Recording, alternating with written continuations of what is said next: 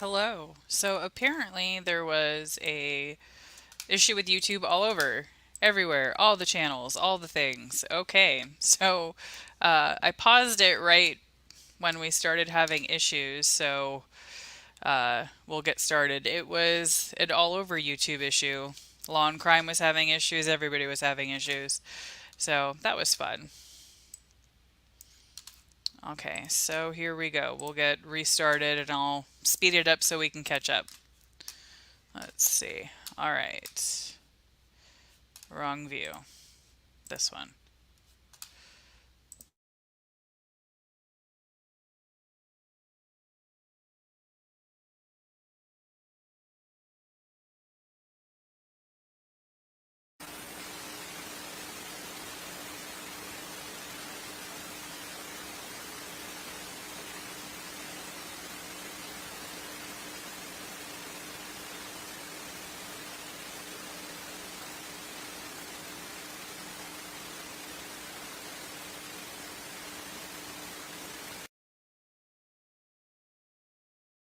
Sorry, I got ahead of myself. We'll put that in next time that you're going to testify. Now, the last message to from Michael Schaber's Facebook account to Vanessa Townsend, when was that posted?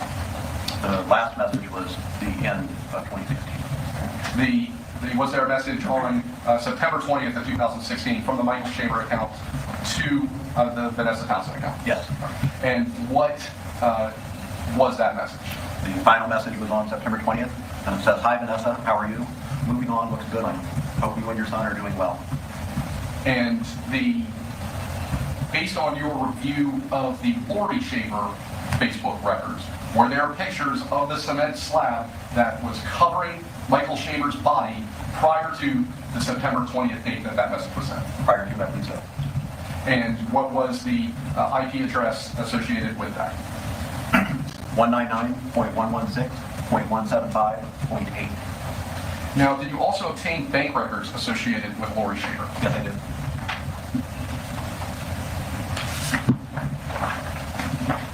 Showing the fence states LL.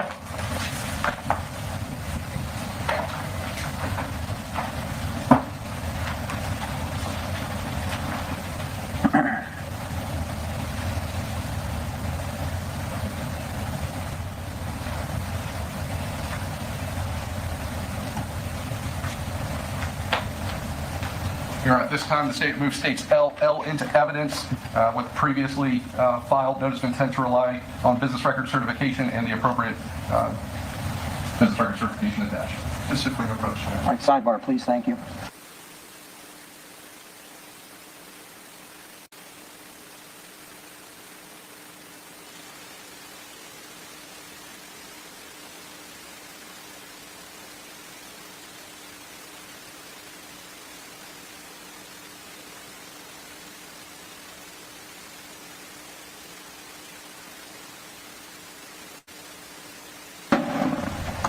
I'm showing you the state renews motion to have this admitted as business records. All right, yes, sir, number 40. So over defense's objection, states LL will be admitted in evidence as states number 40.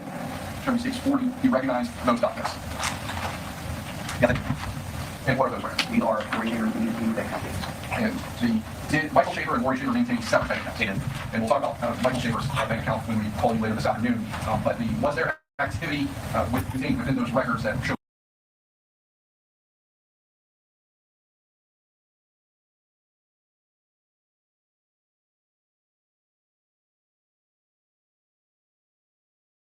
payments you sent to like the internet service provider that we discussed? Yes, I was. And also, was there any sort of records associated with the purchase of flowers around the time that the flowers were sent to Vanessa Townsend? Yes, there was. And publishing portion of that exhibit, the area in red, can you go ahead and state the date of that? The date that the transaction posted to the account was on April 8th. Said BB&T check card purchase from you flowers. Transaction date was April 7th, and the amount of $42.98. Now, is it unusual in your experience, both personal and in investigating financial crimes, that the actual purchase would come on the bank records on a date other than the purchase date? Yes. And the actual purchase that we are looking at here, is that consistent with the flowers that were sent to Vanessa Townsend? Yes, sir. The company that is reflected on there, is that a local business or is that an online company? From you flowers is an online company. So whoever's purchasing flowers through that business would not be writing out a card or anything like that, but they including a message to be sent with the flowers? Correct. And then is that from you flowers, do they then associate with local florists who do the actual work? That's correct. And the was this transaction associated with the local delivery of the flowers sent to Vanessa's house? Yes. Nothing further at this time. Mr. Wiggs? One second, thank you. Just one moment, Mr. Wiggs. Okay, and just to be clear, because I did mention the fact we were talking about Michael Shaver bank records, these BD&T records, do they indicate in there who this account belongs to? Yes. And who does this account with the flower purchase belong to? This is Laurie Shaver's account. Thank you, sir. And anything further? No, sir. Mr. Wiggs, please proceed. Thank you.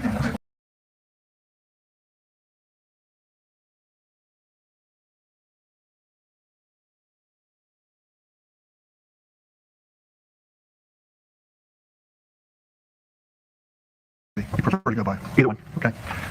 Did you just handle the digital data that you just testified to in this case? Did I handle it? Yes, sir. Okay. Anybody else? Yes, sir. Pardon me? Yes, sir. Who was that? The entire team of investigators that were working this would have reviewed it at some point. Okay. Can you submit your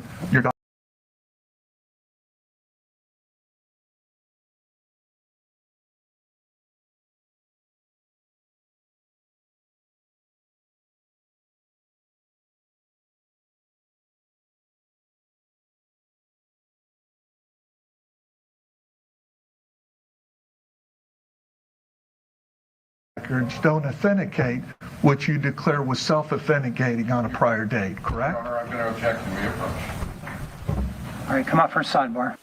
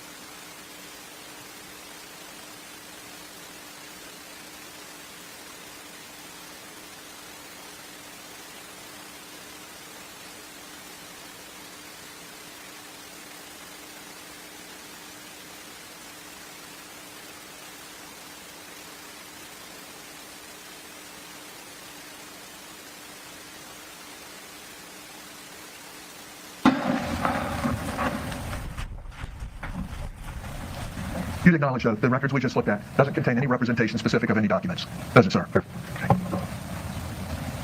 And your testimony is based as well on a vanity name, correct? And that's a method that you use to verify the documents that you proclaim that you received, correct?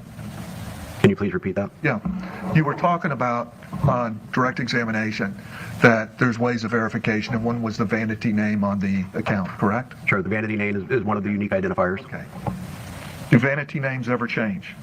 Vanity names that are internal to Facebook cannot change. Can anybody use another person's account? Absolutely. Okay. So when you say, well, we're relying on a vanity name that other people have access to, that's not a real dependable or reliable system to identify documents in the user, correct? But the way that I answered that was based on the assumption that you meant that somebody could use that account. No, the vanity name is not recycled. It cannot be issued to somebody else. That vanity name is unique to that account forever. Yeah, but I just spoke to you and I just said other people can have access to that account, correct? Sure, if they have access to the device that it's logged into. If anybody within the residence has access to the browser or knows the password, they have access to that information. Access to the device or knows the password, absolutely. And as you sit here today, you don't know which, if any, of those multiple documents that were submitted were utilized by any other individual, correct? No, sir, I know who they were using. Did you witness the person signing in? No, sir, did not. Okay. Did you witness the person saying? No, sir, I did not. Okay. Did you witness who was at the house at all hours, all times? No, sir, I did not. Okay. And when somebody is at, as we spoke at, like Starbucks, and people are accessing one account, you would acknowledge other people can access that same account, correct? Sure, Accounts can be hacked, correct? they can. So out of the multitude of all the documents you've spoken to, you can't direct attention to this specific document or this specific document and say that came only from Laurie Shaver. No, sir, I believe I can. Okay. In light of what you just testified to, The correct? multitude of the evidence when taken as a totality and taken as a whole, yes, sir. Okay. Okay. Now, did you request the Facebook records of Jeremy Townsend? No, sir, I did not. Do you know anything about Jeremy Townsend? I've met him and spoke with him. Okay. Did the state talk to you about Jeremy Townsend at all? The state? Yes. No, sir. Anybody in law enforcement mention his name to you? In what capacity? Well, I'm asking you. Yes, sir. We were conducting a thorough investigation, and he was obviously part of that. Okay. Did you look into his records? No, sir, I did not. Did you look into Jeremy Townsend's bank records? No, sir, I did not. Okay. Was any kind of audit done of Jeremy Townsend? An audit? Yes. No, sir. Now, in the records that have been thrown into evidence at this stage, is there any statement in there, in any single record, about commission of a crime? No, sir. Any statement within those records about any collusive effort to cover up a crime? No, sir. So these records allegedly deal with purportedly Laurie Shaver and Deborah Townsend. Which records? Most of the records that have been introduced here. Deal with Michael and Laurie, yes. Okay. And yeah, there's no bearing on any crime or an attempt to cover up any crime within those records, correct? By whom? Whoever's communicating. Did you see any evidence or communications in those documents of any effort to cover up a crime? No. Any mention of a crime? No. And had there been, surely law enforcement would have made an arrest, correct? Yes. Now, we spoke about, or we saw messages dealing with flowers, okay? Do you know the motive of the individual that sent those? That sent the flowers? Yes, I do. Okay. Did it have anything to do with a crime? No, sir, it did not. Okay. And the flowers that have been referenced, they have anything to do with a crime? Not directly. Okay. They have anything indirectly to do with the crime? Yes, sir.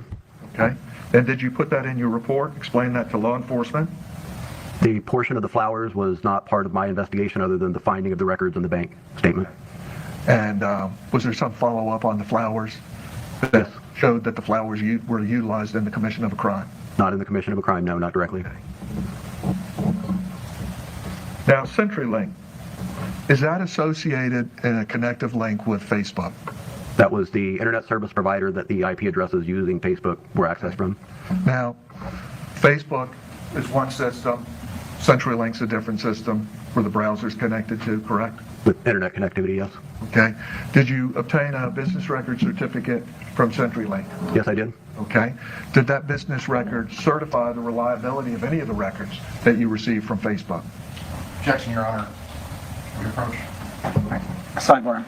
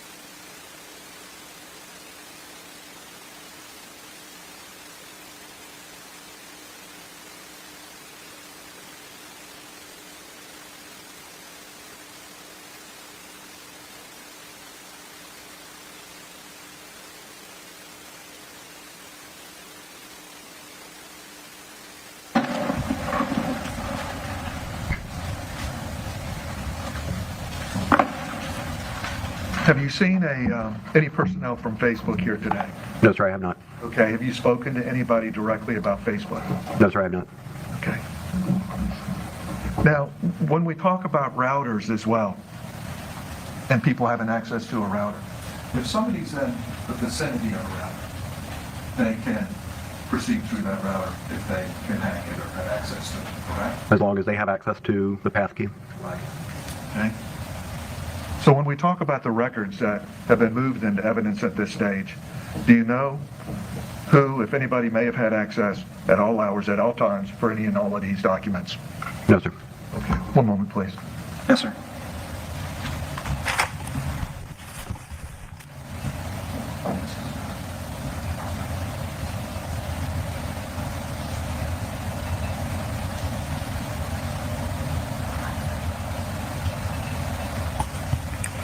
I don't have any further questions. Thank you, Judge. All right, thank you. Redirect.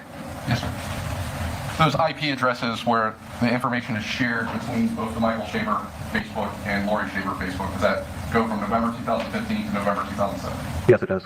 And how many separate IP addresses were shared over those 2-year periods? 13. And did that basically go that entire 2-year period, that there was continual shared IP address information with those periods? That's correct. So for an individual that was hacking into that, each and every one of those IP addresses, this would have to be a systematic 2-year period where they were trolling outside the Shaver residence or wherever that IP address would be in order to maintain that. That's correct. Overruled. I'm sorry, what's your answer? That's correct. Now, when you were talking about information regarding criminal activity in those Facebook records on cross-examination, let me ask you this hypothetical.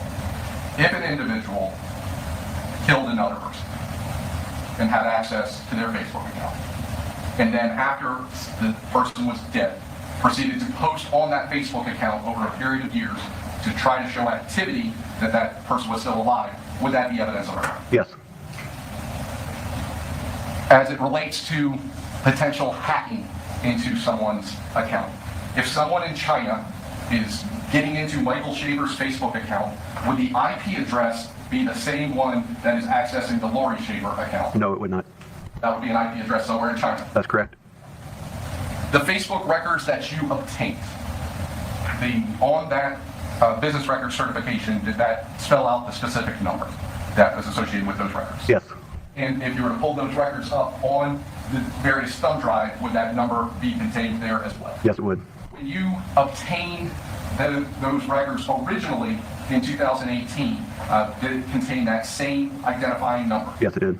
And when you went back to Facebook because of the fact that the documentation for evidence and submission changed in the time frame that the investigation was going on, did you ask them for the same information that you received back in 2018 utilizing that number? Yes, I did. And did they give you that and give you the same information that you had originally? They gave us the business record certifications, yes. And was that tied together with the records that you already had obtained? That's correct. Nothing else, Judge. All right, Mr. Wiggs. May the witness be excused from his subpoena? No, he's going to be recalled. All right, sir. So you're subject to recall. Thank you for appearing today. Have a good day. Thank you, Judge. The state calls Tammy Dale.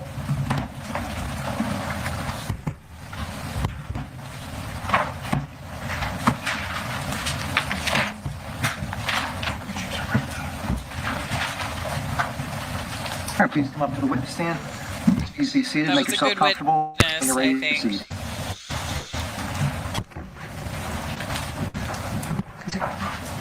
All right, please state and spell your Surprised full he legal didn't name. ask him. Tamara He was a text Rosedale, expert. Tamara Rosedale. Please raise your right hand. I'll swear you in. Do you solemnly swear or affirm that any testimony you give today shall be the truth, whole truth, and nothing but the truth, so help you God? I do. Thank you. Please proceed.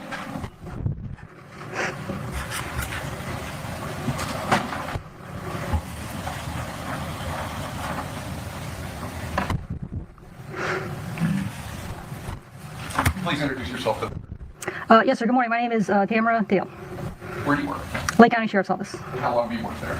Been there for 21 years. And what is your current position? I'm a lieutenant in criminal investigations. So unfortunately, lieutenant is a lot of administrative duties now, but I supervise detectives, specifically major crimes detectives, homicide, sex crimes, child abuse. Back in 2018, 2018, I was a sergeant in criminal investigations. And how did you become involved into the investigation relating to the death of Michael Shaffer? So the lead detective in that case, she moved positions just within criminal investigations, and I became her supervisor, her sergeant at the time, and the case moved with her.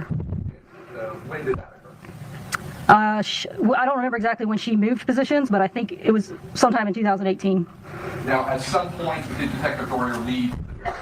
Yes, she did. And when she left, did you kind of step up in order to take on some of the responsibilities of this investigation at that point? Yes, I did.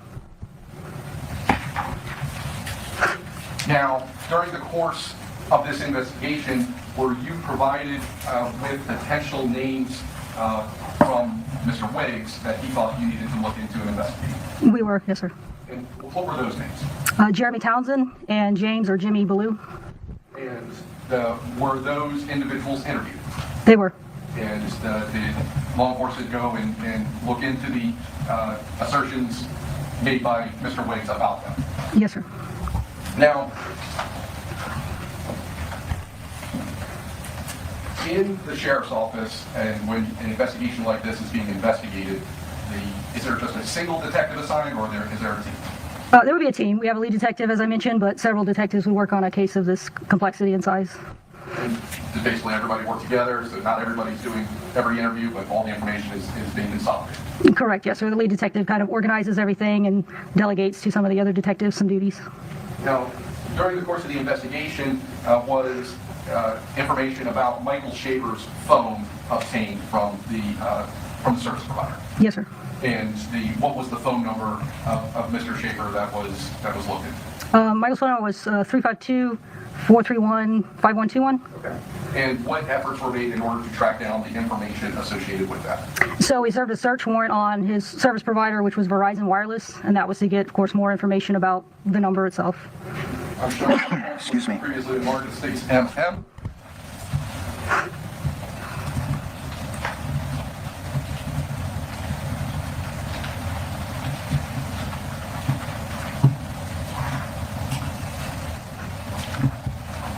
All right, this time the state removes states MM by way of business record certification and proper notice as the state's number 41.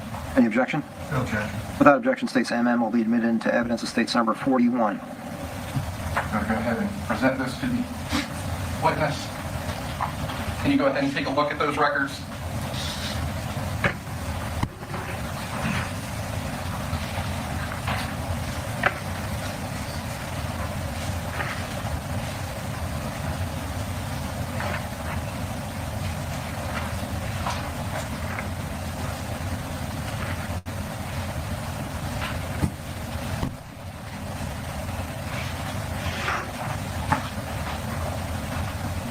Are those the records associated with the phone number that you just discussed? Yes, sir, 5121. Now, who actually is does that include information, subscriber information about who the account is assigned to? Yes, sir. And who is the account assigned to? Laurie Shaver? And were there multiple phone numbers associated with Laurie Shaver through this account? Yes, sir. Focusing first on the phone records associated with the 5121 number associated with Michael Shaver, what information is contained in those records? So it has, we call it a call detail record, and it details date and time that calls came to or from this phone, duration of those phone calls, of course, who the subscriber is, like you just mentioned. Does that include information that would include content of text messages or things like that?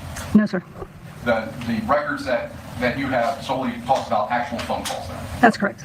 And when we are looking at the various phone calls, does it indicate incoming, outgoing, things of that nature? It does. And does it indicate call duration? It does. Now, throughout the records, are there numerous entries for calls that have a duration of 1 minute? Yes, sir.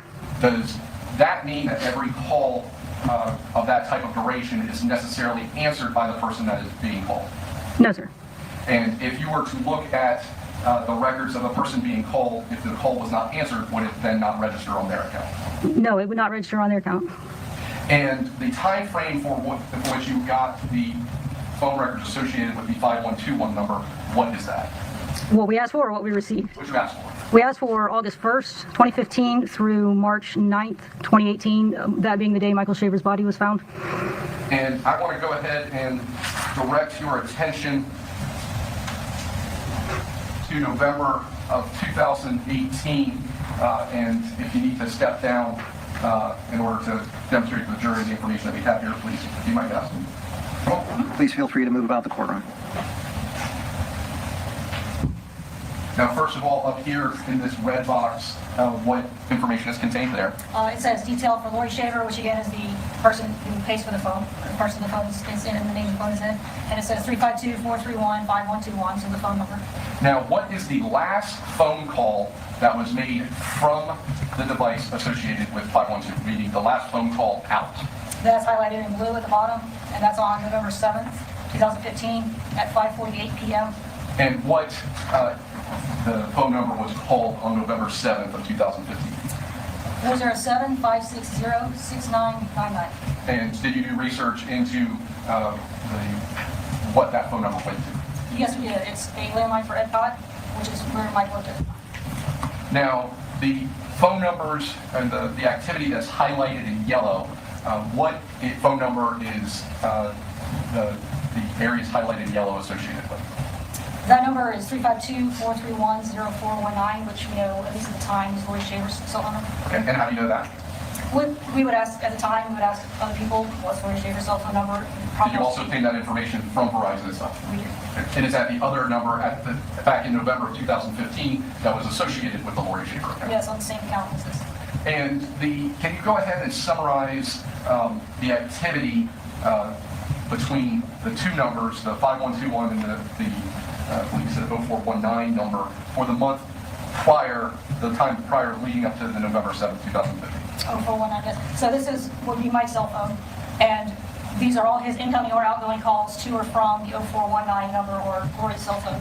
And leading up to the month or the day that he disappeared, there were 19 attempted or completed calls to or from Mike's phone to Laurie's phone, to or from. And you say to or from, so this is back and forth. He's calling her, she's calling back. There's at least some entries where they actually talk. Correct.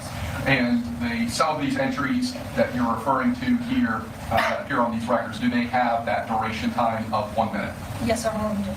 And so some of the activity that we might see in the 5121 number, if it is a call out to the other number but the duration is 1 minute, we might not see any activity on that other number's account. That's correct.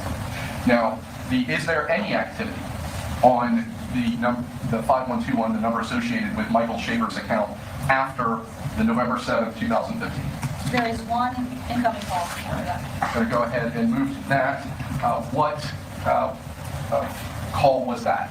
So that was on February 17th, 2016 at 3:47 p.m., an incoming call. Right. And what was the number associated there?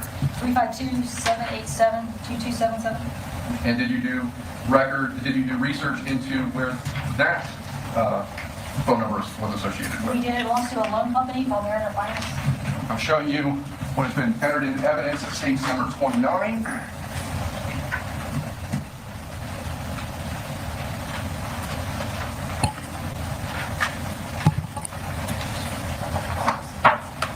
These are the business records from Mariner Finance.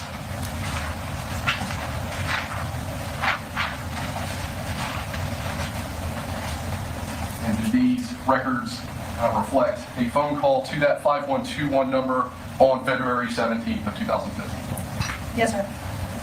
2016. 2016. Yes, sir.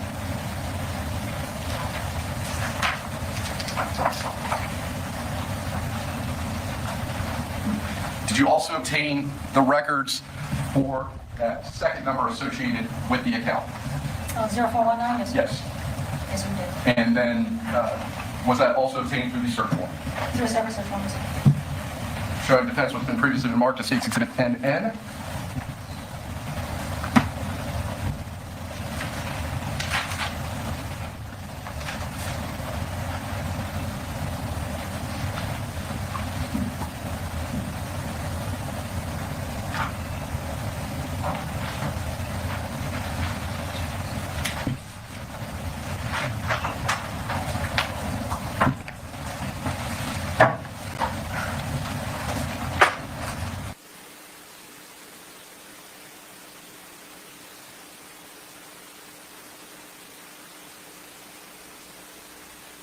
Dee dee dee dee dee dee dee dee dee dee dee dee dee dee dee dee dee dee. No. Get in the car. I do not know the big river in England. I don't know. I should, but I don't.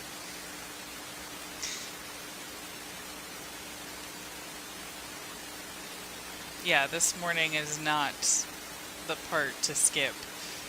Day 1, sure. Day 2, maybe. This morning, no. You're at this time, the state move states NN, proper business record certification, into evidence is the next numbered exhibit. 42. All right.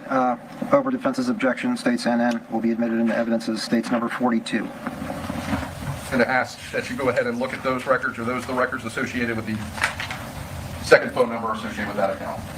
Yes, sir, 0419. And do these records also reflect activity to or from the 5121 number belonging to Michael Shaver preceding November 7th, 2015?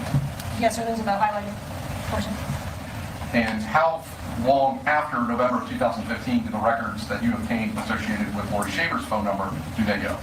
These records went until April 20th, 2016.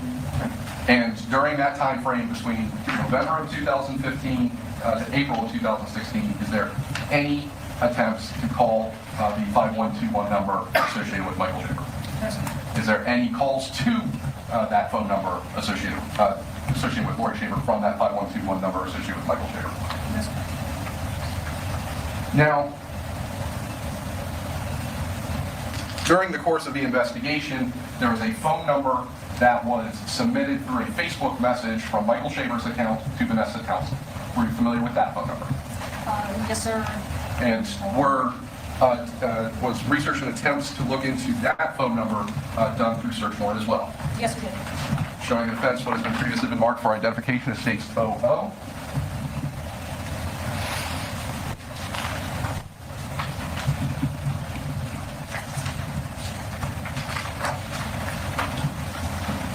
Judge, same objection as to the certificate. All right. Over. And are you moving the 00 into evidence, sir? Yes, because of proper notice, business record certification and notice, we have moved states 00 into evidence as states number 43. All right. Over defense's objection, states 00 will be admitted into evidence as states number 43. Okay.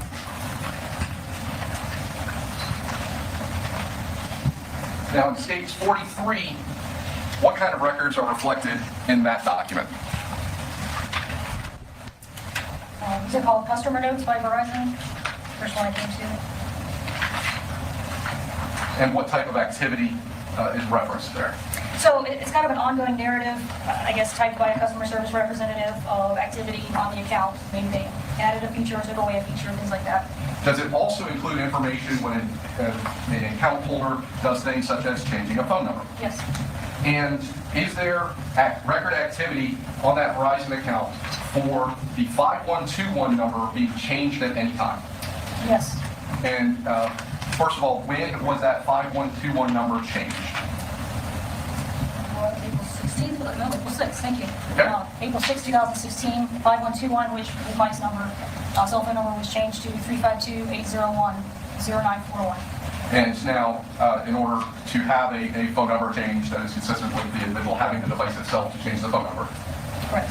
And the period of time that the phone number was sent to Vanessa Townsend, was that after that April 6th, 2016 capture? That was 3 days later, I believe, on April 9th. And how long did that phone number, that 0941 number, remain under Laurie Shaver's account? That was for 10 days until April 16th. All right. And what happened on April 16th? So the number was changed again. Okay. On April 16th, 2016, 0941 was changed again to 352-431-8444. And did you do any research into the phone number ending in 8444? Yes, sir. Your Honor, I'm showing defense was previously marked as State's Exhibit PP.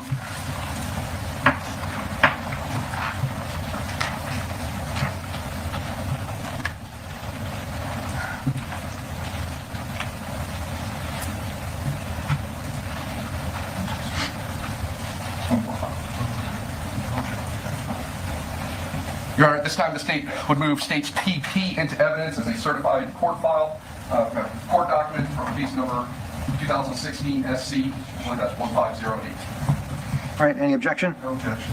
Without objection, state's exhibit, which is marked as PP for identification purposes, will be moved into evidence as state's number 44. Do you recognize this document?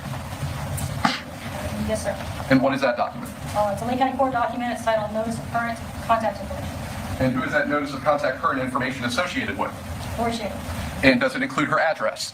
Yes, sir. What is that address? 9850 Sandy Pines Road, Claremont, Florida, 34711. And is that the address where the skeletal remains of Michael Shaver were found underneath the fire pit in the backyard? Yes, sir. And what is the date of that document? Dated July 6th, 2016. And does that document also include a phone number? Yes, sir. And what phone number is that? 352-431-8444. The same phone number that the number originally associated with Michael Shaver had been changed to in order to contact Vanessa Townsend, and now changed again 10 days after that. Yes, sir. It's 8444.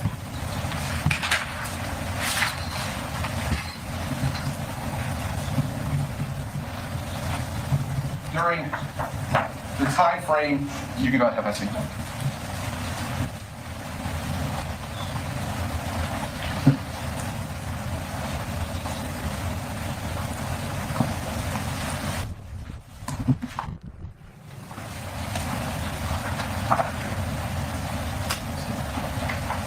During the time frame that Mr. Wiggs provided you with information relating to names he thought you needed to investigate, did he give you any information regarding Isabel Shaver? No, sir. And at some point after Laurie Shaver's arrest, did you interview Isabel Shaver? Yes, I did. And at that time, how old was she? It was in 2018, and she had just had a birthday, so I think she had just turned 12 a few days earlier. And in the course of your training experience, have you had training about how to interview children? Yes, sir. And that's an important skill involved with, obviously, child sex investigations. Have you ever participated in those? I have, yes, sir. And you also interviewed at the Child Advocacy Center. Yes, sir. And what is the Child Advocacy Center? So it's a place where child victims or witnesses can be interviewed in a very friendly, child-friendly setting by people whose only job it is to interview kids and talk to them, get information, useful information, truthful information, but without re-traumatizing them in any way. And the setting is completely, like I said, child-friendly. They sit on couches, they have toys they can play with, there's cartoons in the waiting room. So basically, completely the opposite than us taking them to the sheriff's office and putting them in one of our waiting rooms. But to clarify, when you interviewed Isabel Shaver, where did that occur? That was at their house. And did I say I interviewed her in 2018? When did you? I interviewed her in 2020. If I got the year wrong, I'm sorry. I might have been. But that was not done at the sheriff's office. That was done. No, that was at her house. Yes, sir. Now, not getting into any specific things that she said at that time, did she bring up anything related to her involvement or Jeremy Townsend's involvement that required further investigation by the sheriff's office at the time she gave either of those interviews? No, sir. Are you aware that there have been discussions through Mr. Wiggs about Isabel Shaver's involvement in this case since the time that you would have interviewed her and the Child Advocacy interviewed her? Yes, I am aware.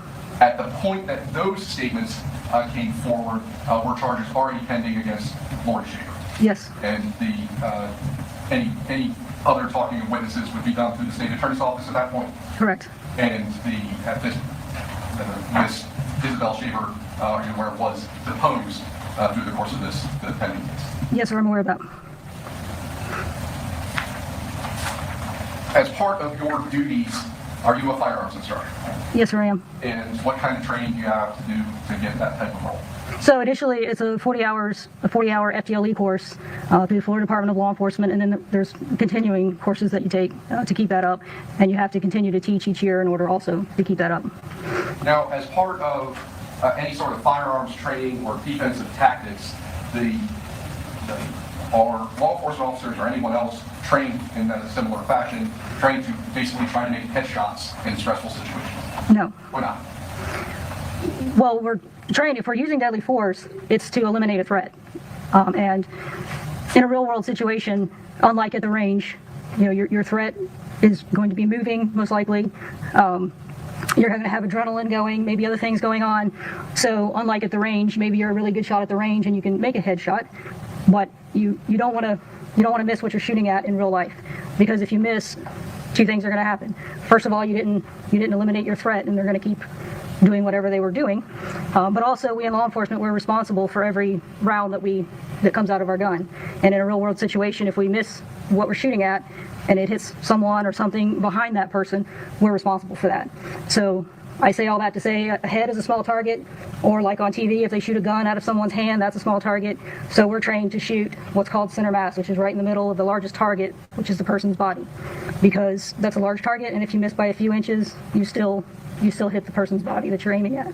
And you stop your threat, number one, and number two, you're less likely to miss, even under stress, and even while that person's moving, and maybe also you're moving, and everything else is going on. Is anyone trained with that type of training? That would be just ingrained in second nature. Absolutely. That's day one of firearms training in the police academy, and every time we train on the range, unless we're just playing around, we're always shooting center mass on the target. Nothing further, Judge. We'll go ahead and move the screen out of the way. All right, thank you. Mr. Wiggs? Thank you, Judge. Yes, sir.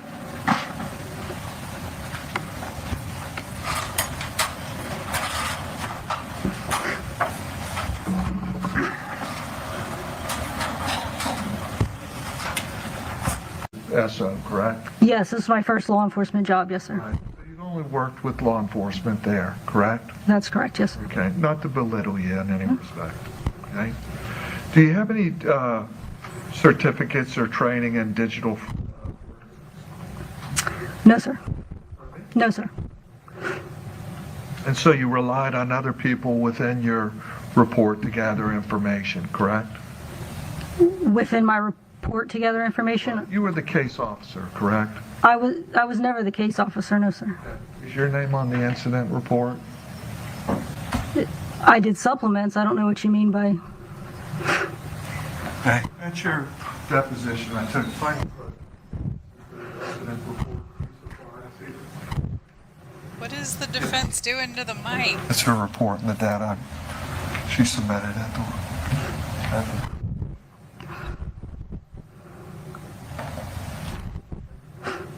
Fine approach to it. Yes, sir. Showing you, let's mark this, I guess, Madam Clerk. I'm going to object to that, Judge. All right, sidebar, please. Here we go. Another sidebar. Yeah, I think her name is Tamara. I lost it. I know she's law enforcement. If she never legally changed her name. Yeah, I don't know, because her husband corrected the last name on the stand. I have no idea. Yes, I do agree that the witness is very twitchy. But she's probably nervous. Maybe she doesn't testify often, or maybe she does testify, but she's not used to being viewed by thousands of people on the internet.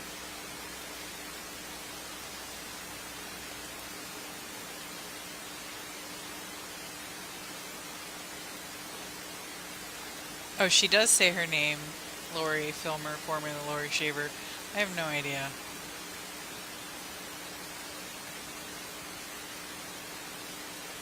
At the time it was filed, it would have been Shaver. Yeah, that makes sense. No, this is live. I can't speed it up. This is live.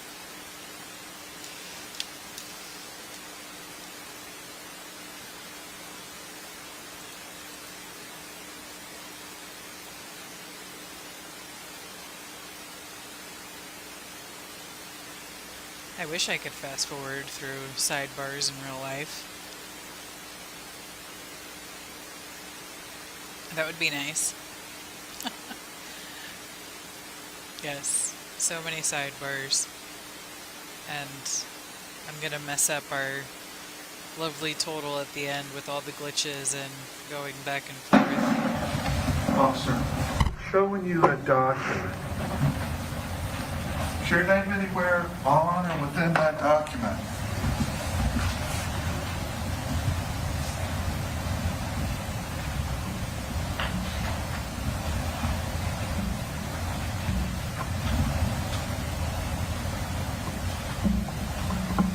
What are you looking at? I'm looking at page 1 at the moment.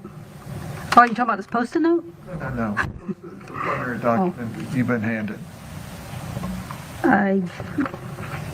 It looks like just a bunch of typed notes. I don't know what it is. Are those notes your notes?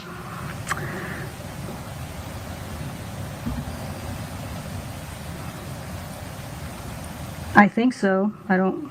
Do you bring any records with you to your deposition? I think I did. Okay. What would you have brought? Do you recall? No, I don't recall. Okay. Does that document that you hold in your hand, does it contain your name anywhere within it? I'm looking. Take your time.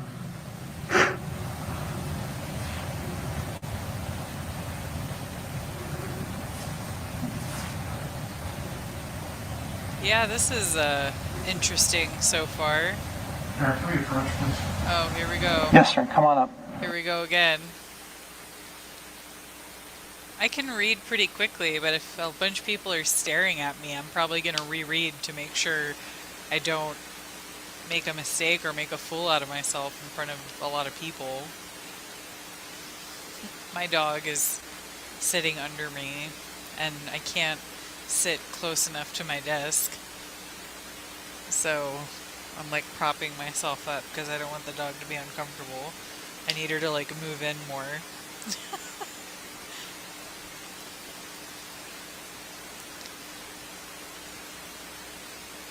Brandi said these two did not get along in depositions, so cross would probably be spicy. Yeah, it seems most people do not like the way the defense attorney has been at all. Yeah, I can't make the dog uncomfortable, obviously. It's Wiggs is his last name, but Weg, I guess, means useless. So people have nicknamed him Weg. Well, at least she has time to read.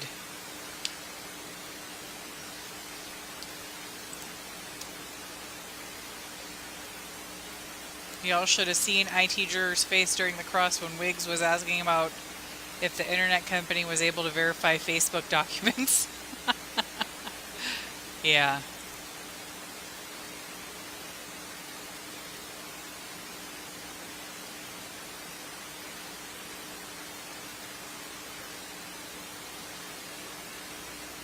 Yeah, it seems like does anybody like this defense attorney and what he's doing? I'd rather ask that because it seems like most people don't. Dale, did you sign the probable cause on this case? Yes, I did. Okay. You see your name in there? Yes, on the probable cause affidavit. So when I asked you earlier, is your name on any of these documents? You said, let me look, correct? Yes. Your name's on the probable cause, correct? Yes, it is. You made the decision to arrest Laurie Shaver, correct? I signed the probable cause affidavit. Okay. Is it fair to assume you were the primary officer making that decision? No. Who made that decision? I signed the probable cause affidavit. Did somebody tell you No. to sign that? No. Okay. You signed that affidavit after receiving other information from other people, correct? Yes. Yes, that's correct. Okay. So it was based on your conclusions that Laurie Shaver was arrested, correct? You're the one that vouched for the arrest. I signed the probable cause affidavit. Okay? Yes. And based on that probable cause, Laurie Shaver was arrested? Yes. Okay. Thank you. As his case was going about, was it listed as a cold case file at No, the time? it was not. Okay. How long was the investigation? Well, from March 2018 to September 2020 was when the arrest was made. So Did you ever put it on the internet as a cold case file? we put it on the internet. So we have a section called cold case files, yes, and I know what you're talking about.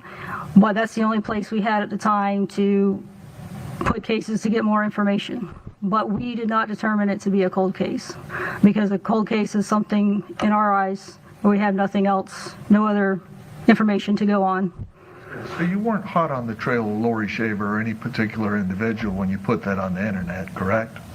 I don't remember exactly the time frame that happened, but I think we were waiting on more information to come in, search warrants. I don't remember exactly what date that happened. Maybe you do if you have that in front of you.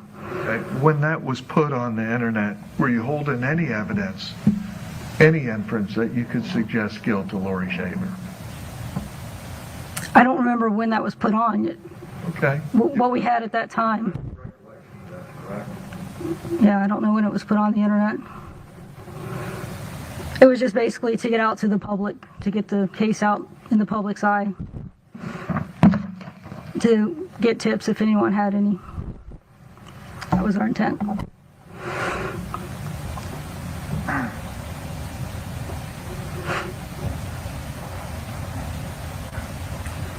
Were you aware of any internal conflicts within the Shaver residence? Michael and Laurie Shaver? Correct. Yeah, I heard of some of the witnesses described. Of course, this is third party because I never spoke to Michael or Laurie, but having both of them described some domestic violence incidents.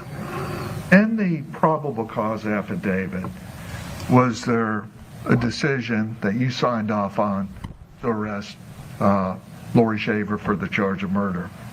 Yes. And that was your decision, correct? I signed the affidavit. Okay, when Yes. you say you signed the affidavit, was somebody telling you to sign the affidavit, write murder in there and write accessory? No, that's not what I'm saying at all. I just want to make it clear that I wasn't the only detective working on this. Yeah, It was was somebody it was a group telling you to effort. charge- Absolutely not. No, sir. Let No. me finish my question. Not what I'm saying. Somebody telling you to No. charge with that? No. Is that your decision? It was my decision. It was a group decision, but I signed the affidavit. Yes. Yes. Group decision, but that you were part of that. Yes, absolutely.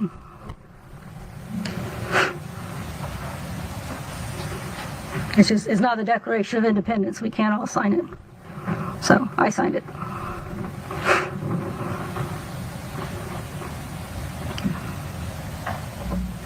Recall me taking your deposition?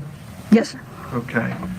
Did at any time you believe when I was taking your deposition that I may be there trying to trick you, or did you assume that? Oh, yes, I did. You did? Yes. Okay. And thus, if you assume such, would your answers maybe possibly be guarded?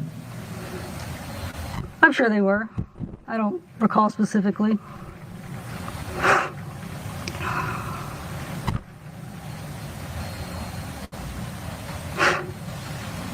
Now, you, along with others, made the decision to charge Laurie Shaver with the crime of second degree. Sidebar, please.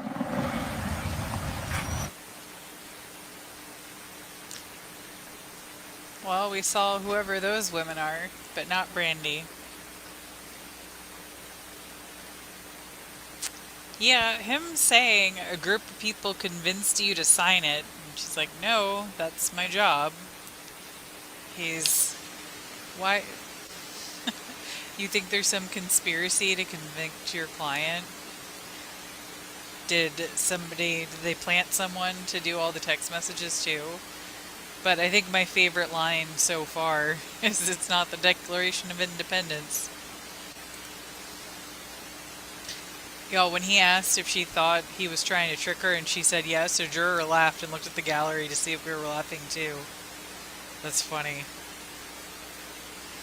Yeah, it is funny. How many times is he going to ask the same questions? All of the witnesses. Okay, you and all others of them, same evidently within questions. the department proceeded to charge and arrest Laurie Shaver, not charge, but arrest Laurie Shaver with the crime of murder in the second degree, correct? Yes, sir. Okay. Do you know what the elements of murder in the second degree are? Yes, Your Honor. All right, sidebar, please.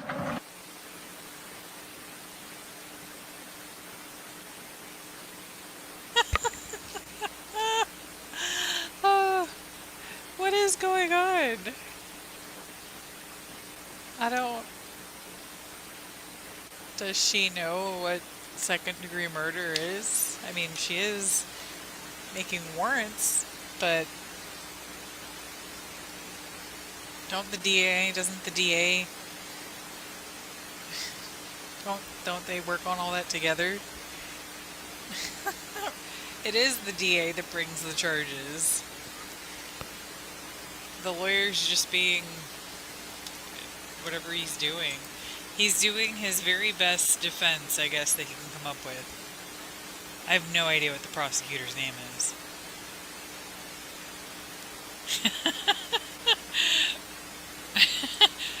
I asked Brandi if she was the court coffer, and she said no. She's trying very hard to fix her face and not laugh at this.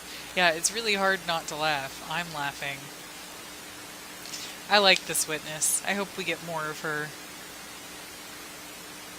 This is a good witness, and she's not letting the lawyer intimidate her. Not that he's like one of those attorneys, but he's certainly trying.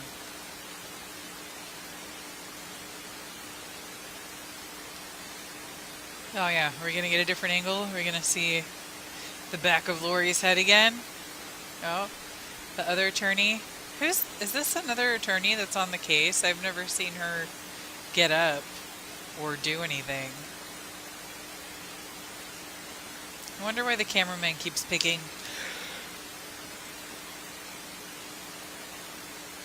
Sorry, had to yawn. The back of Laurie's head. Yeah, the lieutenant. Oh, the lieutenant is nonchalant. Yes, I like the lieutenant. Good for her. We have our own Olivia Benson in the court.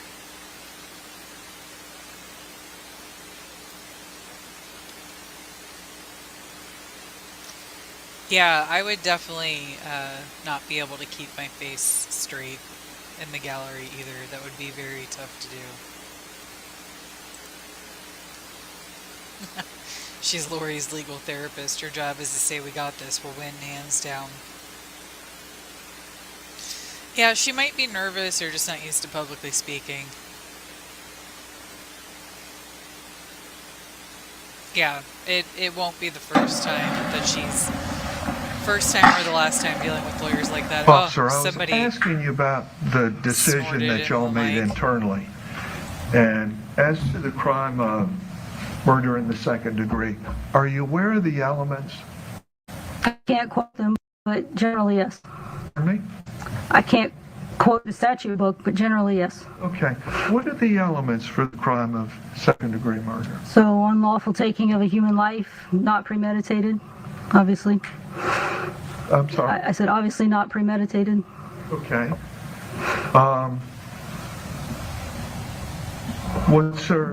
Tell me, so there's a death, correct? Yes.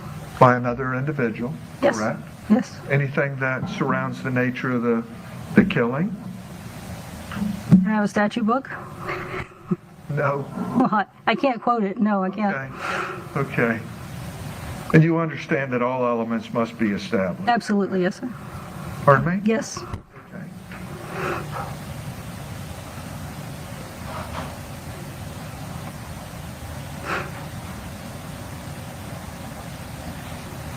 When you went through this case, did you consider elements or issues of self-defense, whether there were any? What do you mean, did I consider them? Yeah. Well, there was a death. I'm unaware of any. Okay. You were aware that there was a death? Did it enter your mind that possibly there was an issue of self-defense involved? But I'm unaware of any. Okay. Did you investigate to determine whether or not self-defense was plausible in this case? I'm unaware of any. So no one made a self-defense claim. Michael was shot in the back of the head. I don't know of any self-defense. No one made that claim. Okay. Well, you wouldn't expect me to come in and make it, correct? No. No? I would expect someone to make it if they acted in self-defense. That's how it normally occurs.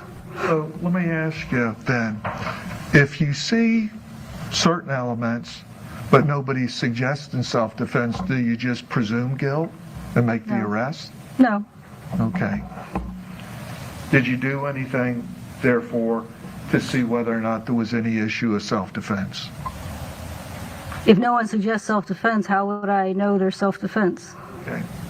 And I didn't see any evidence of self-defense.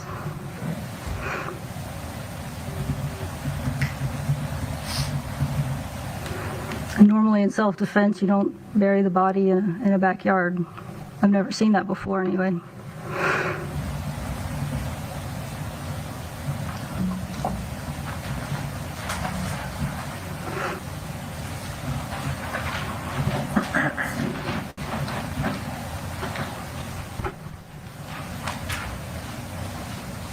There was testimony, I think, that you provided about address changes, correct?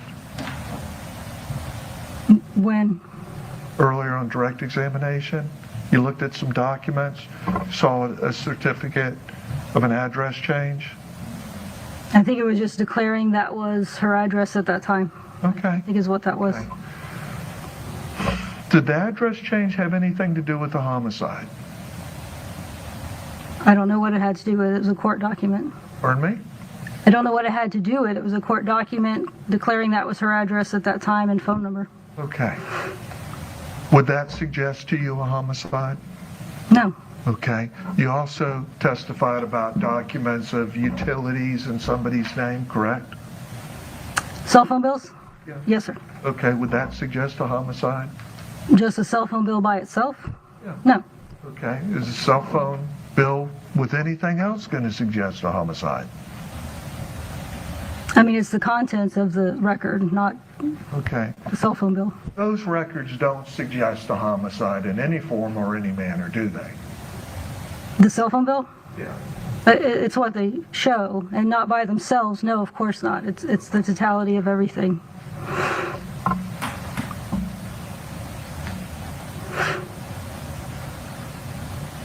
Your investigation never uncovered any kind of financial motive as a motive for any homicide, correct? No. Pardon me? No. Did you put that fact in your report? That we didn't uncover a financial motive? Right. No. That wasn't in there?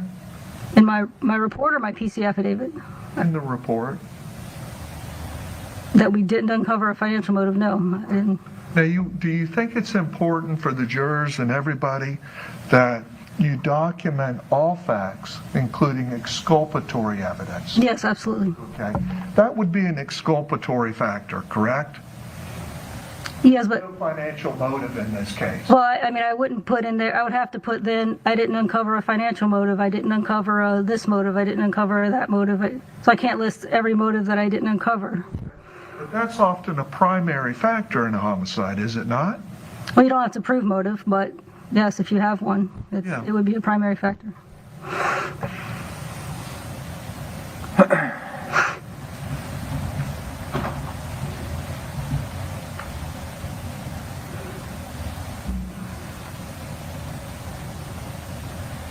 And in your investigation, you discovered that the body had been dead through your correspondence and with other witnesses for several months to years, correct?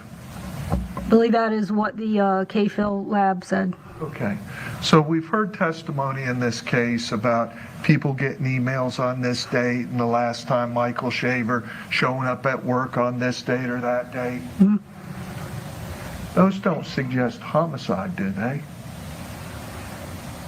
I mean, well, his cause and manner of death is what suggests homicide. I mean, the fact somebody doesn't show up for work is not an element suggesting that Laurie Shaver murdered him on any particular day, correct? No.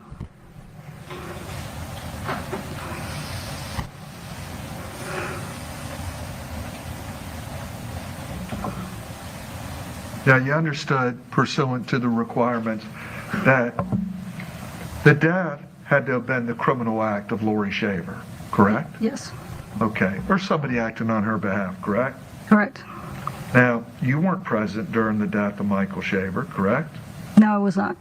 You can't testify what happened during that incident, can you? No, sir. Can't testify who was present, correct? No, sir. Can't testify who was any aggressor, correct? No, sir. Can't testify whether or not somebody was exercising self-defense, correct? No, sir.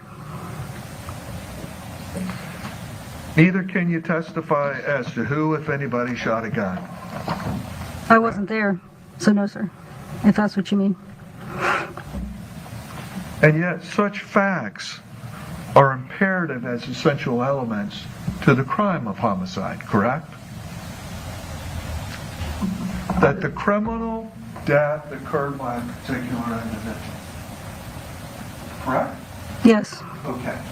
Those are essential elements that are not revealed in any report, correct? Well, I never witnessed any homicide. I've never witnessed a homicide. But those facts are not gleaned by other evidence within this investigation, correct?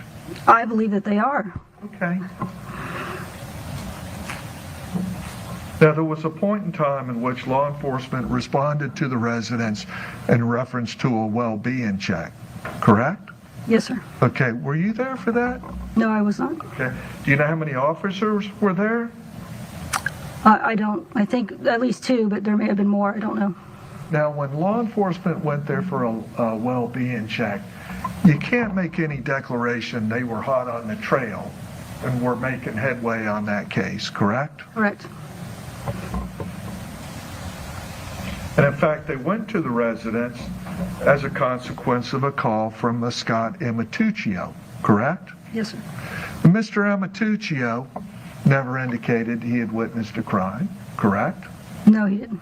Yeah, he was working on a suspicion, correct?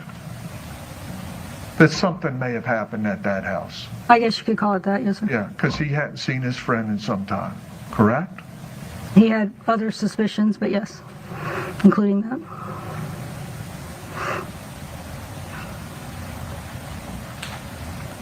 And Mr. Amatuccio stated he hadn't seen his dear friend for some years, correct? Since the end of 2015. Did your ears go up when you heard that he hadn't seen his friend for several years? What his relationship was with Mr. Shaver? Did that spark your suspicion at all? I wasn't involved in the case at that time. Okay. Oh. If you were involved in the case at that time, would that raise some suspicion in your mind? I don't know. Okay. I mean, but it quickly went from one person hadn't seen him to several people hadn't seen him. Okay. So it became a numbers game?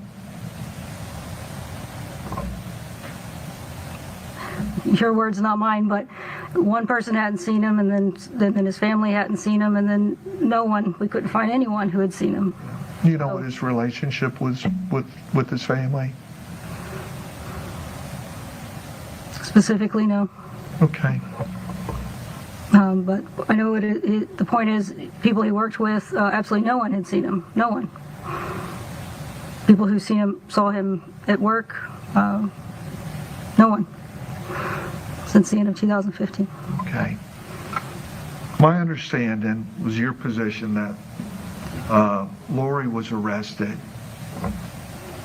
because it was your feeling she was key in covering up the body that was found on the property, correct? That's part of it. Okay.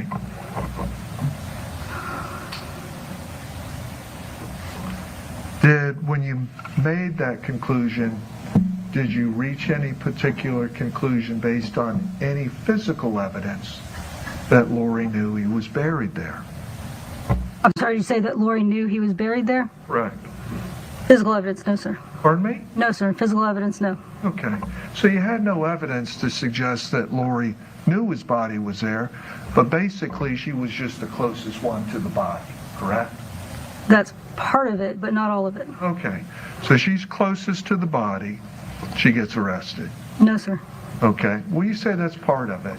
Well, that is part of it. It was on her property and his property under a fire pit that she built, but that's not the only reason she was arrested. Well, what was it? What else am I missing that you can fill me in on that factored into that decision?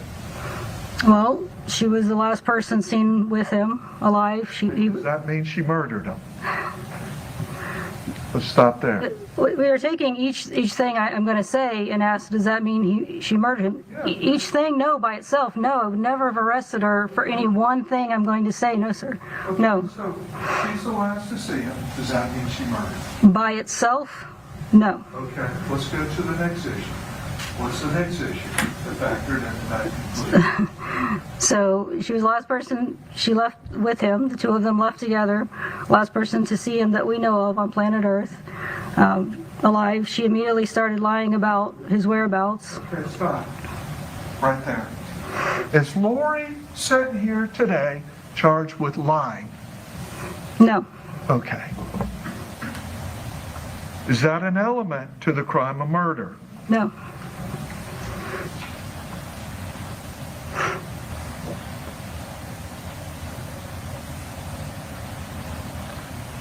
What other factor did you rely upon? She immediately started lying about his whereabouts to everyone. She took 2.5 years lying about to everyone his whereabouts, which delayed his friends and family reporting him missing, which delayed discovering his body, which delayed discovering his homicide and investigating his homicide. I don't know who that would benefit other than the person who killed him and put him in the ground. Okay, let's stop a second. You initially began your testimony and stated you were aware there were issues in the Shaver family, correct? Yes. That there were tensions within that family, correct? Yes. Did it enter your mind, considering those facts, that maybe Miss Shaver was happy he was gone? Well, that could be, except that he wasn't gone. He was dead and buried under her fire pit. Well, he wasn't there bothering her? But he wasn't gone. He was murdered under her fire pit. Do you have evidence that Laurie Shaver placed Mr. Shaver under that fire pit? Well, everything I'm listening to you Okay. is what led me to conclude that no one else did. And I'm sorry. I'll let you finish. no, just everything I'm listening. Everything Yeah. you're listening to. Okay? And as one of the agents on this case, you reviewed what was gathered from that fire pit, correct? Yes. Okay? And you have personal knowledge that not one single item in that fire pit linked Laurie Shaver to that pit. Physical evidence, you're correct, yes. Okay? There's no forensics, correct? Correct. That factor into your decision to charge Ms. Shaver with homicide. Correct, yes. The fact there was no connective link. Yes, but by that logic, then we can never charge anyone. You think? Well, by that logic, yes, there's no evidence against anyone. There's no forensic evidence. There's no anyone DNA in there. For instance, do homicides occur where people leave knives with fingerprints on them? Yes. Okay. Do they leave a gun registered in their name where ballistics link up to that gun? Yes. Yes. Okay. Were those present in this case? No. So when you say you could never charge somebody with such an offense, okay, that's not an accurate statement, is it? Well, you're making it sound as if there's no DNA in that pit with his body, which there wasn't, Okay. then we can't charge anyone. Let me ask you, was there any DNA on his physical body? No. Any hairs from her within? From no one, though. Okay. There were hairs found in the pit, correct? Not foreign to him. You don't know about that? Not that we could test on anyone else, that could compare to anyone else. So Laurie's closest, so Laurie gets charged, correct? All I'm saying is, by your logic, if we find no physical evidence in with his body, we can't charge anyone, which would mean we could never charge anyone. So, I mean, I think you would agree that with his body being on their property, it would have to be someone who knows him. He wasn't robbed on I Drive and by a stranger and they brought him back to his property and buried him. You don't know who was residing in that residence, do you? Oh, well, I wasn't there, but I know who says... You don't know how the altercation occurred, correct? I wasn't there. Correct. Correct.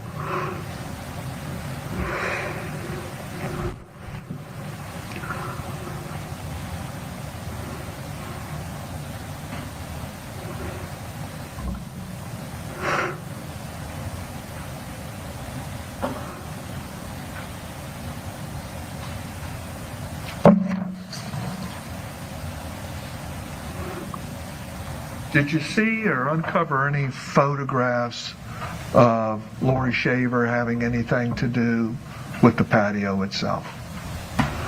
The fire pit or the concrete, because those were built at separate times. Do you see anything, Which- any images or photographs of Laurie pouring the patio? Not pouring the patio. Anything to do with the patio? I think she had some photographs of bags of cement on her Facebook, yes. Correct? Okay. Okay. And where did you see those images? On her Facebook? So Laurie Shaver is going to pour a patio, and she's got on Facebook photos of the concrete she's going to do it with, correct? I saw photos of bags of concrete on her Facebook, yes. Did you make a note of that, put it in your incident report? This may constitute exculpatory evidence, suggests that this person didn't know the body was in there? I don't know what you mean. Don't usually go about advertising that they're going to put a patio over a body, do they? I don't know. This is my first case with a patio over a body. It was in my report, so whether you call it exculpatory or inculpatory, I don't know.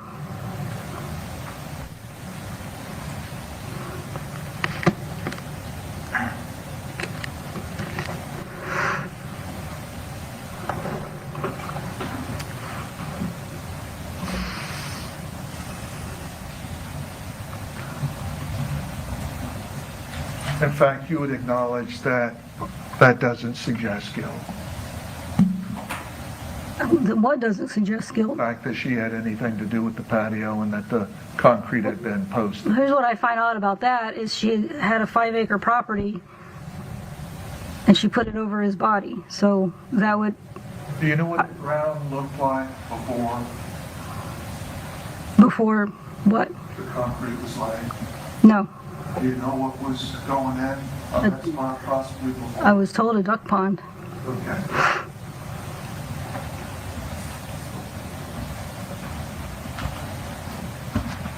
Did you put that in the report as potential exculpatory evidence? It's in the report about the duck pond. It's not in my part of the report. Do you make any notations that that would be evidence potentially for consideration? That what would be evidence? Pardon me? That what would be evidence? I'm sorry. That this patio was put there for a reason specific, not necessarily to cover up a crime. I don't know her reason for putting it there. Correct, correct. But you made the decision, one of the people made the decision to arrest Laurie Shaver, Yes. implicating she had knowledge of the body being there, correct? Well, yes. Yes. Knowledgeable, in fact, of the fact that there was another ulterior purpose for the existence of the ground prior, correct?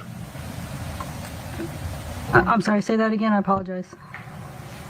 And at the same time, you knew that the ground had another purpose, intended purpose, correct? We were told that Mike was making a duck pond. Correct. Yes, we were told that.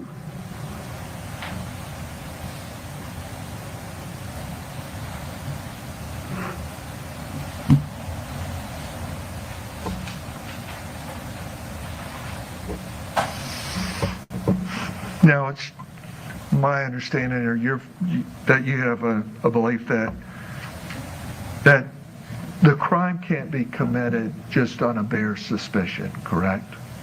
Of guilt. Right. Yes, sir. Okay. I mean, that's your feeling, correct? Some bare inference, correct? Yes, sir.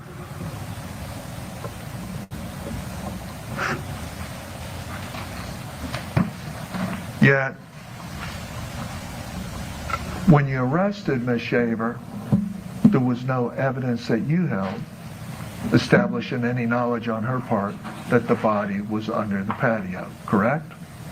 Well, to me, her building the patio over the body was what did it for me. If you call that exculpatory, that's our agree to disagree moment, I guess.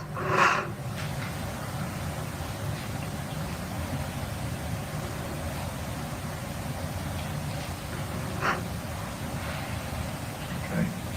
You disagree with that statement? that her building the patio over his body means she did not know it was there, is what you're saying? Okay. Have you made a statement inconsistent with that in the past, is what I'm asking you? Inconsistent with what? What you just stated. I'm referring you to your deposition.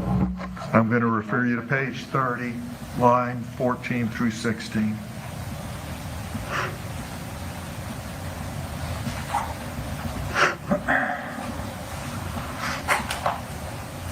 If you'll read that. Line 14? 14 through 16. Question, but how do you know that Miss Shaver, back to my question, had anything to do with filling in that pit? Answer, with actually putting the dirt in. Question, correct. Answer, I don't. So you don't know whether or not she had any knowledge of anything, anybody in the ground, or had any partaking in the placing of the body in the ground, correct? By your prior statement. What, with filling the pit? Or You had any knowledge that the body was in the pit or partaked in placing the body in the pit? can I see that again? I don't think that's what that said. I just want to see it again. I apologize. May I? That's okay. Because I was reading rather than paying attention. No, that's okay. Tell me. My brain will only do one thing at a time. No, that's fine. It's late in the afternoon. Okay. And, I mean, without reading the rest for context, it says had anything to do with filling in that pit. Yeah. And I said with actually putting the dirt in. Question was, but how do you know that Miss Shaver, back to my question, had anything to do with filling in that pit? It doesn't sound like you're asking, did she know the body was there? Let's go further. Okay. With actually putting the dirt in there, you asked me? And I say correct. And your answer? I don't. Correct? So Yes. it's not a matter that the pit is in her yard. You know there's got to be some evidence to establish that Miss Shaver had knowledge of the body and the ground, correct? It doesn't sound like that's what you're asking me there without reading more context. I apologize. All right. But you're asking about filling in the pit? Now, Mr. Camuccio was asking you about information gleaned from myself or anybody else. Did Mr. Camuccio relay to you any conversations and facts I had relayed to him about the minor child? Just general facts of her story, yes. Okay. And a revelation of what had come forward Yes, for sir. that minor? Yes, sir. And when you met the child at Child Services, Children's Advocacy Center? yeah, Yes, it sir. wasn't that the child misrepresented anything. The child didn't want to speak to you, correct? I didn't speak to her at the Children's Advocacy Center. She was interviewed by the professional interviewers And no information was gained from that child, correct? about, Anything. Did she relate to them one story that changed from another? I mean, that's a broad statement. She didn't say anything about shooting Mike. Right? She didn't say anything about anything, did she?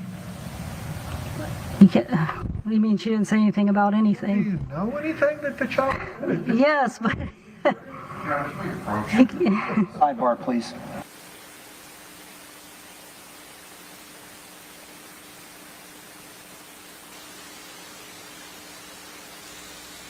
I definitely think this witness is doing a good job of holding her own.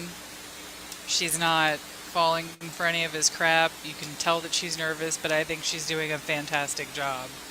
And I thought it was funny when she's like, we're going to have to agree to disagree, that that's exculpatory evidence. Yeah, she's over it, we're over it, the jury's over it, everybody's over it. The jury, he's losing the jury, Brandi said, by what he's doing. Yeah, I agree, he's burying himself and his client. Yeah, her demeanor is putting him in place before the jury. Yes. Definitely agree with that. Oh, here we go. This minor child didn't fail to provide a statement. The child didn't give you any statement, correct? It sounds like you're saying, she gave a statement. Okay. Yeah. Is the statement materially different, or did the child just say she didn't, it was personal? Materially different than what? What was later revealed? It was materially different in that she did not say at the Children's Advocacy Center that she shot her dad, if that's what you mean. She didn't want to talk about it, correct? About The event. about shooting her dad. I mean, they didn't ask her, did you shoot your dad? Did the child indicate in any form or manner she didn't want to talk? About some things, yes. Right.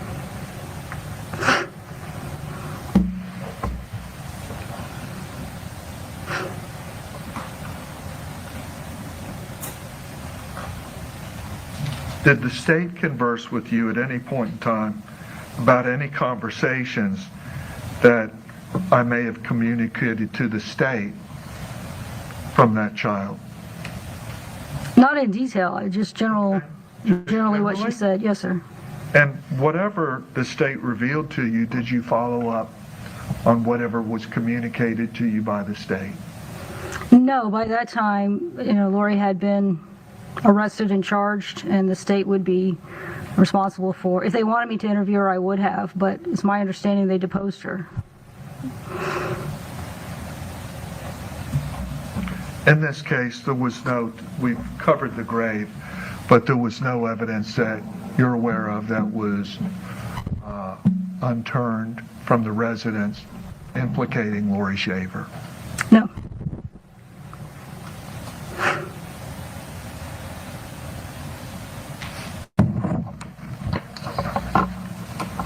And you've testified previously that you take the position that there must be some evidence, not it's simply a bare suspicion. Yes. Okay. And you understand there was no linked ballistics, correct? No ballistics, you said?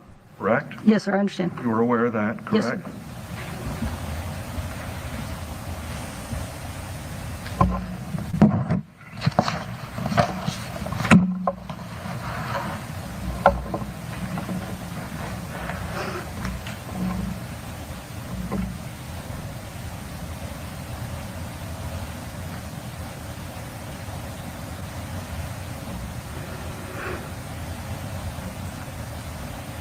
Was there any DNA within the residence that linked Laurie Shaver No, sir. to this crime? No, sir. Right.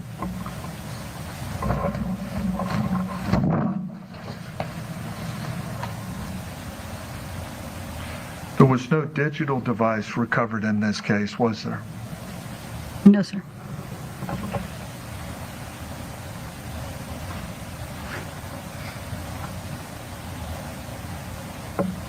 You would agree with me that creates, to a degree, a lack of evidence. Oh, physical evidence. No physical evidence, Yes, correct? sir. Yes, sir. Did you learn in this investigation how Facebook maintains or takes care of their IP information? No, I didn't do anything with IP. Okay.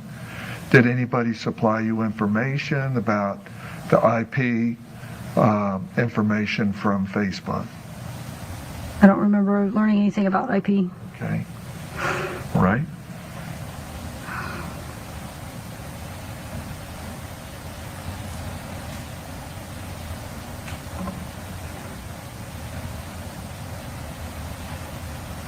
Had Laurie Shaver posed as Michael Shaver on Facebook,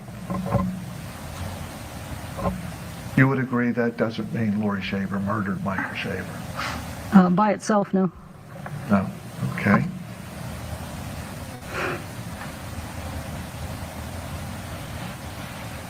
Do you know whether or not anybody in the house could have posed as Michael Shaver? Well, it only benefited Laurie. Didn't. Correct. Okay. You were supplied information about Jeremy Townsend, correct? Correct. And you were aware that Jeremy Townsend was in a relationship for some term with Laurie, correct? Correct. And if Jeremy Townsend was in the residence, did it enter your mind that possibly Jeremy Townsend had been on the router and the computer? Well, why would Jeremy Townsend try to break up his own relationship with his wife? Okay, let me ask you. You can't segregate some emails to the exclusion of all the emails. For instance, you can't say, this is from Jeremy, this is from Laurie, this may be from Jeremy, this may be from Laurie, correct? I don't know what you mean. Do you know whether or not you have evidence that every single email document that's been moved into evidence came from Laurie Schaefer exclusively? Do you mean Facebook? Facebook, excuse me. That every single one came from Laurie exclusively. So I guess if I say no, then by what you're suggesting, both Laurie and someone else, potentially Jeremy, was pretending to be Mike, then sure, two people could be pretending to be Mike. You would agree with me, that's a reasonable inference, correct? I don't think so, but okay. The other individual was involved in the homicide. I don't know. I don't know. And you never looked at anything, any accounts of Jeremy Townsend, correct? I didn't, no. Did anybody? I don't think so.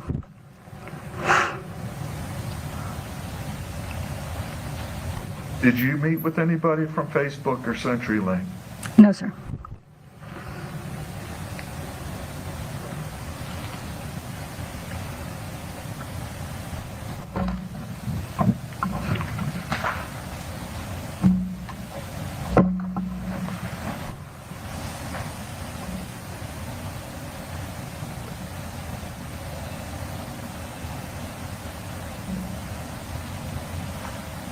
Do you know whether any of these records are linkable, connected to one particular person, location, or device? No, I don't know. Okay. Do you know how long Facebook saves IP addresses? I didn't deal with IP addresses at all, sir. Pardon me? I did not deal with IP addresses at all. Is there any information in your report dealing with that? I don't think in my report. I didn't deal with IP addresses. Let's see if it's in there. I don't know if this is going to be numbered. Did you talk to, who was the IP investigator? What's his name? That just testified, you know? Detective Strickland, Corporal now Strickland? Yeah. Did you talk to Strickland about his findings? I'm sure we talked, yes, sir. Did he talk to you about revolving IPs? We talked, yes, sir, but I didn't deal with it. I didn't research that at all. Probable cause. Yes, I signed the probable cause. Okay, and you factor in other people's findings as well, correct? Yes, sir.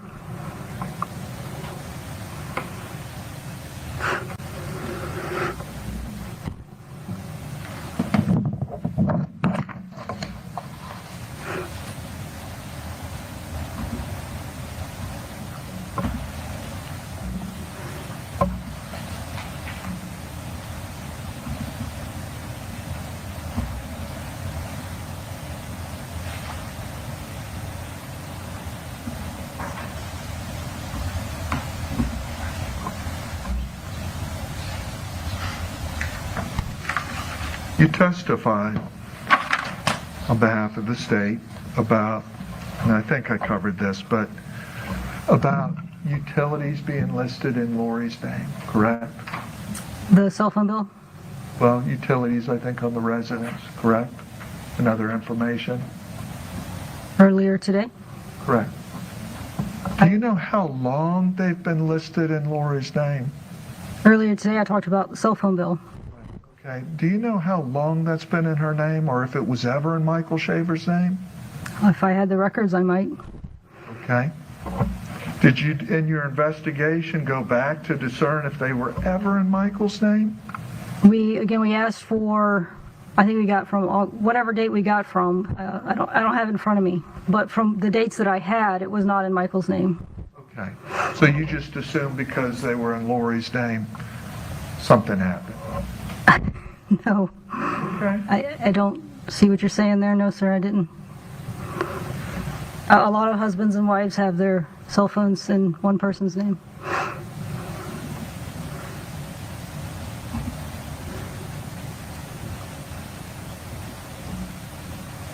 Now, you didn't look into the history of Mr. Townsend, it's my understanding, because you felt it was years later and a lot of the records had been gone or were gone in that time frame, correct?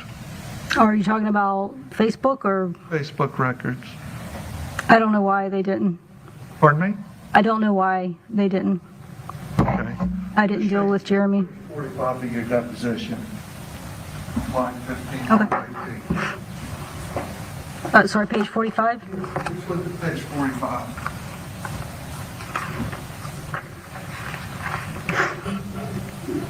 The question was asked of you, did you ever look into the history of Mr. Townsend?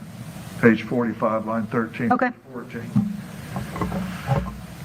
In your response? Okay, yeah, you also have to remember that a lot of what we were doing was years after, a lot of records that we requested were gone because of the time frame. Okay, so Laurie Shaver's records were reliable, could be looked at, and could be brought before the court in your mind, but Mr. Townsend's were unreliable, correct?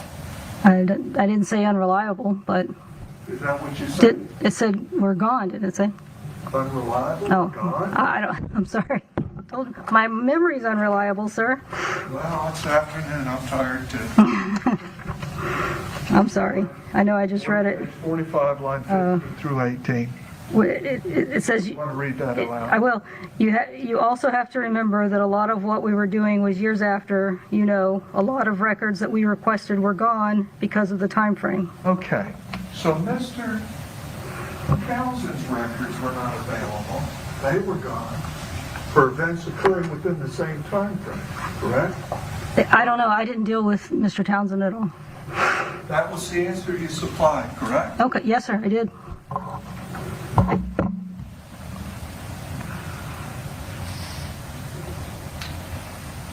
And did you speak to Kendall Davidowski? Yes. Okay, and who was she? She, at one time, dated Mike Shaver. Okay, did you look at her computer, No.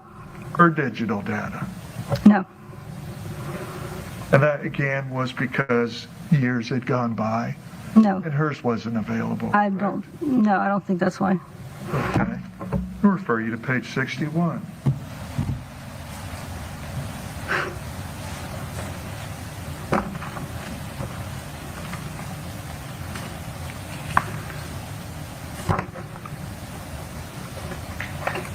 Line 10 through 12. Again, this is a couple years afterwards, so a lot of things are lost, but I felt like we were comprehensive in what we did. Okay, so you didn't look at Miss Davidowski's because of age, correct? Assuming that's what we're talking about. In That was your answer, correct? I don't know what you asked me there, but yes, okay. You answered it as such, correct?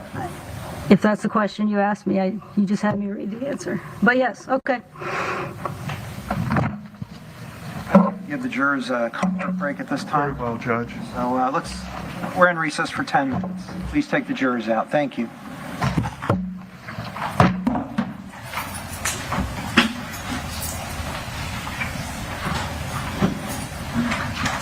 A comfort break for us all.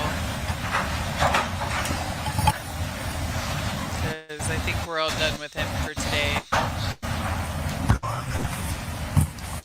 And he still has his table turned on. You can still hear the defense table. They haven't figured out that button yet. All right. Is there anything further before we recess? Please be back in 10 minutes. Thank you. 10 minutes. So that'll be around 4:15. So I'm pretty sure she's going to be the last witness of the day, I would assume, but I could also be wrong.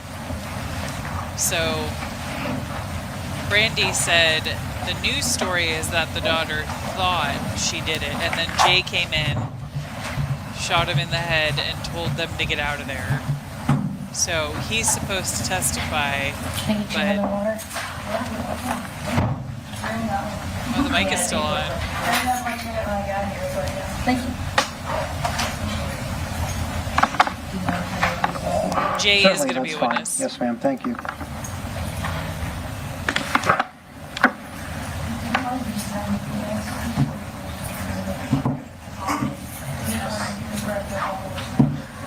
Yeah, the mics are definitely still on.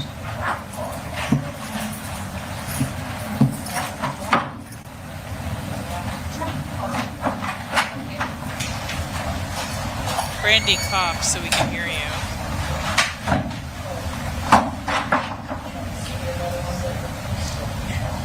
I think Isabel's gonna testify tomorrow. They are gonna discuss something about her tomorrow at 8:30 in the morning. Oh. Hot mic. Yes, Jay is supposed to be a witness.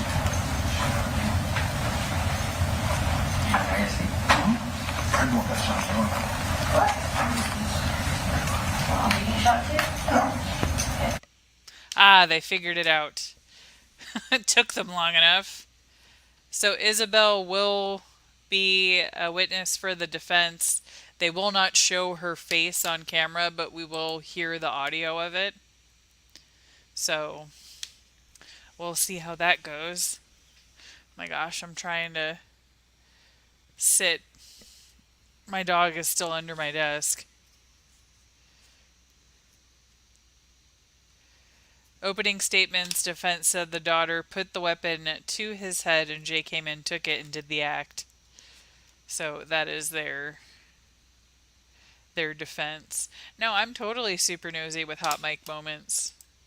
I just don't want the defense to try to pull something because of a hot mic moment or his mistake. Oh, no, you want some treats? This one's hungry. She is such a hungry little kitten, and apparently I never feed her because she's always hungry. And she has an air tag because I don't trust her. She got out once. Never again. Never again. We're on a little break. Yeah, she's been sleeping in the sun all day. She's a very sweet cat. Alright, so yeah, they're saying the 7-year-old put it to his head. No, that's definitely not the dog. That's the cat. The dog is under my desk. If I could, I can't pull out the camera more so I could show you because I have everything cable tied. Otherwise, I would show you the dog under my desk. Can you move over just a little bit? Just, excuse me. Excuse me. Okay. All right. Nope, it's fine. Okay, so for those of you that missed the juror nicknames, we're going to go through them one more time. Okay, so juror nicknames again. Now remember, there's 8 of them, 2 alternates, 6 jurors. We don't know which one's which. So there's 3 men, 5 women. One of them is late 40s, female, no nickname for her yet. Young Don Cheadle is one of them. Solange. Next one is Guy from Arthritis Commercials. And my cat is scratching something she shouldn't. Next one is middle school PE coach. Then there's one that looks like me, so dirty blonde Jessika. And then Aunt Fix Your Face because she looks like Brandi's aunt around her age. And then Selena like the Tejano singer. So those are the different nicknames for the jurors. I don't know, Virginia, that's something that Florida does. I've never heard of that, but in Texas they definitely always have 12. I was on a jury for internet crimes against children and there was definitely 12 of us. So I don't know. I think it's kind of crazy to only have 6 when it comes to a murder trial. Capital death penalties need 12. It's just, every state does different stuff. So not only do we have to learn all process, but all different states do things differently. Which you cannot be comfortable. I put like a blanket under my desk to try to get my dog to lay on it. She wouldn't lay on it. I moved it. And now she's just laying under the desk, putting her head on the metal part.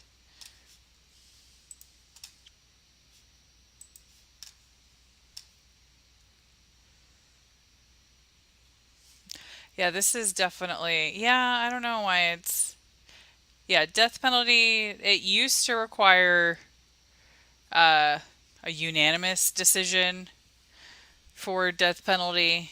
It doesn't require unanimous anymore with Florida, so I have no idea. Yeah, I just think it should just be 12, period, regardless if it's capital or not, right? Oh, this dog. All right, so we probably got about 3 to 4 minutes left on that break. So everybody take a break. Get a potty break. Everybody. Yeah, my dog uh always ends up in the middle of the bed and like pushes me to the side. It doesn't matter where she where she starts. She always ends up in the middle of the bed and pushes me over. Yeah, so yesterday I couldn't even watch the presidential debate last night because it reminded me of the defense, and I was like, I gotta listen to that all day tomorrow. I can't listen to this right now, and I just went to bed. I watched about an hour of the debate, and then I gave up. Are they like focusing and unfocusing? What are you doing, camera guy? What's going on here? Is somebody walking in front of the camera?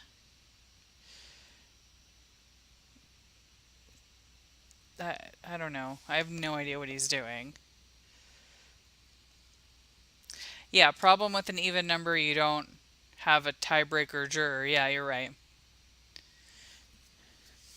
Yeah, I don't know if anybody finished the debate, but I couldn't do it last night. The camera work is not great. Definitely agree on that. She met Jay in mid 2015. Was it Jay's wife on the stand earlier that the flowers were sent to? Yes. Is it? Was that his wife? I don't remember now. There's too many men. There's too many men involved. I think it was him. I think that's the same person. Yes, it is. Okay. She's got quite a few exes, it seems.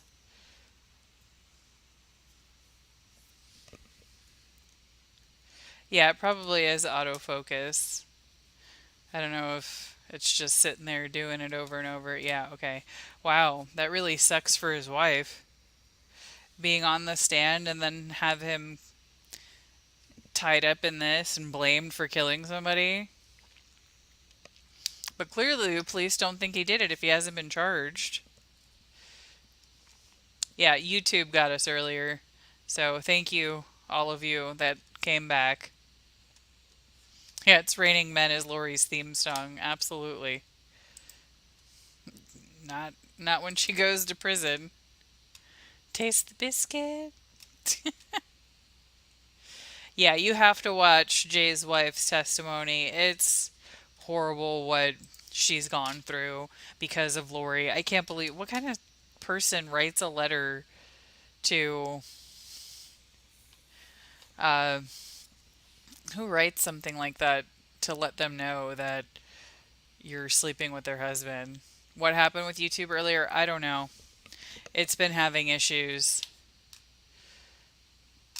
YouTube globally was having issues. I have absolutely no idea. All the channels were having issues. Sorry, I was talking to Matt and I asked him how he kept from rolling his eyes. He was interviewing. He said he just kept looking at the clock. Someone said Jeremy is here. Well, let's see if he actually testifies today. I don't know that we'll get started with him today. My cat is antagonizing my dog, so let's see what happens. Let's see if my dog barks at my cat. What are you doing? Is that a cat treat? Laurie will take care of herself in prison. Yeah, probably right. Florida's definitely an interesting state. I lived there for 30 years.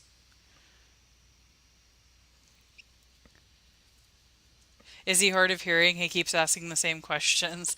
No, I think he just likes asking the same questions over and over.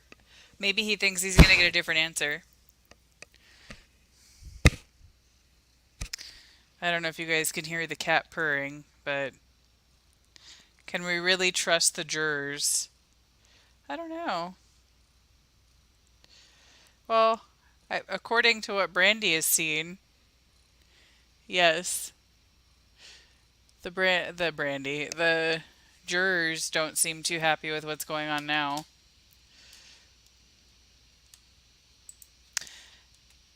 Does Jeremy... Yeah, I think Jeremy's J, right? Laurie will be trying to hook up with the guards in prison. That is a possibility.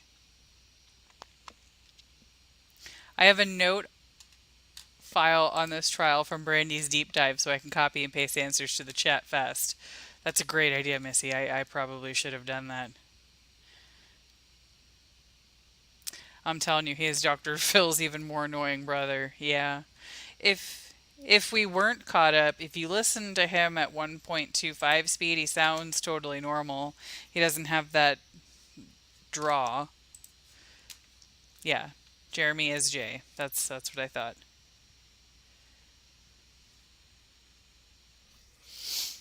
Oh, my cat is begging for treats. You want more treats? Oh.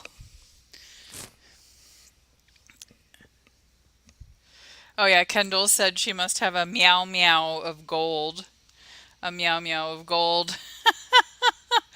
That cracked me up when she said that she's got a meow meow of gold. He makes Dr. Phil look like a rocket scientist. Oh, excuse me, Michi. Yep, my dog is still not moving.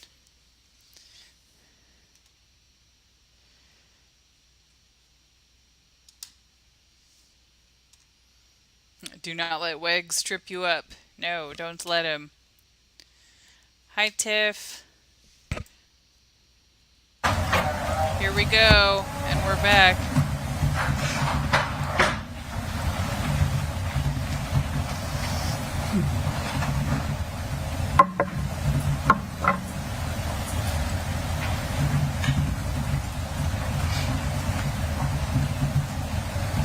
Maybe not back.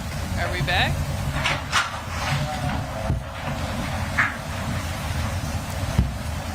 Where's your lawyer, Laurie?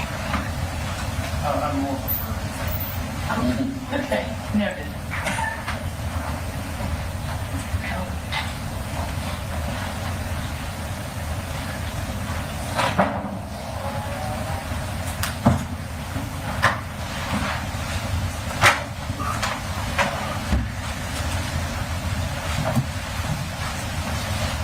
All right, please be seated. I see that all the jurors have returned. You may proceed. Please support. Yes, sir. Having brought Jeremy Townsend to your attention, you were advised, I believe, that this man had been in the military, correct? I'm aware that he was. Okay, in Special Forces? That's what I heard. Okay. And yet, still that didn't trigger anything in your mind as to maybe the dispositional attitude or mindset of Jeremy Townsend to look into, correct? We did look into him. Okay. You can't say you looked into this man in depth, did you? We did look into him, yes, sir. Ma'am? We did look into him, yes, sir. Did you look into him in depth? I believe so. You believe so? Yes, sir. You never went through any financial records of Mr. Townsend, did you? No. And we just heard your testimony a moment ago that his Facebook data was not looked into because you perceived it as too age old and insufficient to be able to evaluate, correct? We didn't look at his Facebook data. Right. Yeah, Ms. Shavers was, correct? We looked at hers, yes, sir. Right.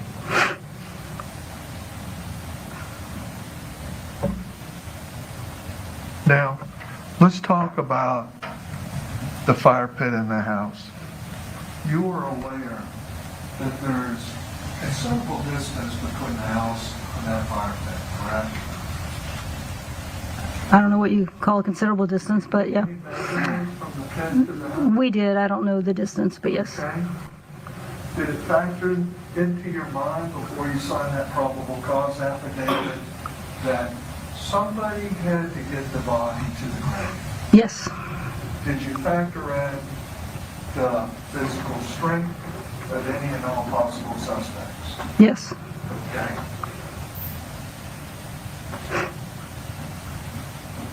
Do you know the physical abilities of Miss Shaver at that date and time? Meaning what? Her physical abilities. I know her approximate weight. I know that everyone said she was athletic. She went to the gym. Muscular is how she was described to me. Did you look at the grave site, evaluate the depth, and think about the height of the individual and anybody that may be standing in there and digging it? It was, I was told it was about 3 feet deep. I never saw it. Okay. Did you link that up in your mind possibly with Mr. Townsend versus Miss Shaver? Yes, and I fully believe Miss Shaver could have drug a body, presumably on a tarp, across grass, that distance to the grave. Okay. Yes. And reaching that conclusion that you just did you ask for any specific analysis on the tarp to see if there was any chlorophyll or any ingrained soil within the tarp that would suggest movement by Miss Shaver? Chlorophyll, you mean from grass? From grass? No, sir. Yes. No. Did you do that? No.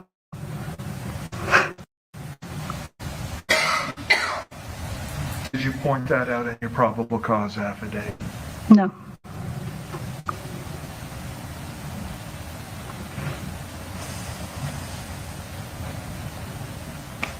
And I believe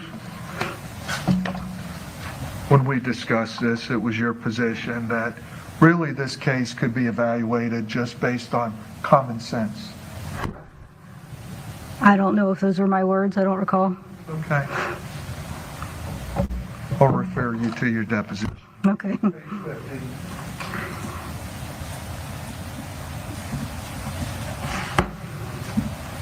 Direct you to line 50, bottom, page 5, line 1, I think it is. Page 50, line 1? I think it's page 50, I think it's, and carrying on to page 51. So it'll begin on the bottom. Oh, okay. I think at some point common sense has to come into play. Yeah, okay. So that was really the factor you relied upon in signing that affidavit, correct? I mean, again, this is one line in an entire depot. Can we, Go ahead, read it. how much of it do you want me to read? Well, was that a factor that you relied upon in signing that probable cause affidavit? I mean, yeah, I'm sure. Okay, because we know there was no digital data in the house. We know there was no DNA in the grave site, correct? Correct.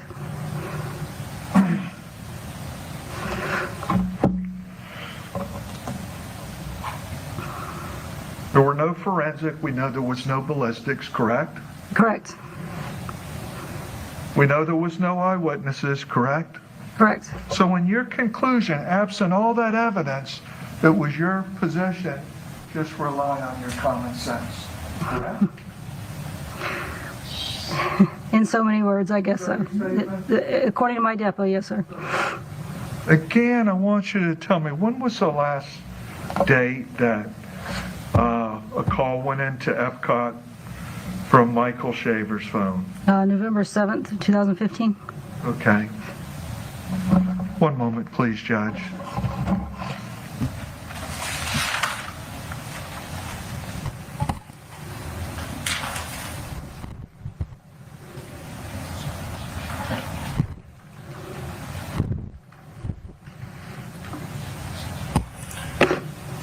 You also made the decision to charge Laurie Shaver with the accessory after the fact, correct?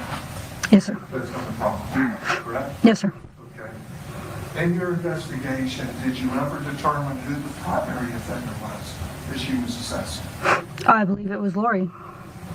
So Laurie committed the crime and Laurie's assessing herself? Sidebar, please. Thank you.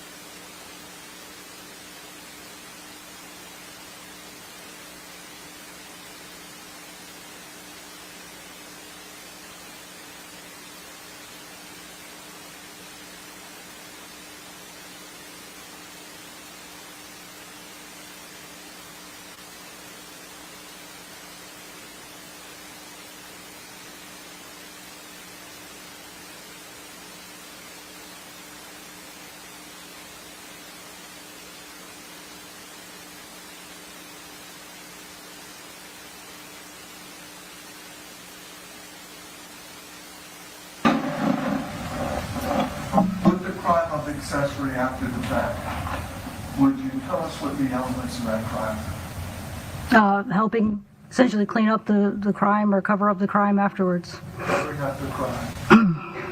Okay. For another individual? Could be. Okay. And you're assuming Laurie, is my understanding, was covering up the crime for herself? I believe so. Okay. Okay. So, what was the aid or assistance that she was offering herself that you uncovered? Well, covering up the crime for 2.5 years and disposing of the body. So you assume that she disposed of the body and you've offered no evidence in support of that, correct? I believe she did. Okay. And in all the digital data we received, do we see messages from Laurie Shaver to Laurie Shaver offering to cover up a crime for herself? No. No, Do sir. we see any communications from Laurie Shaver or presumably Michael Shaver offering any evidence to cover up any crime for anybody? No. Thank you.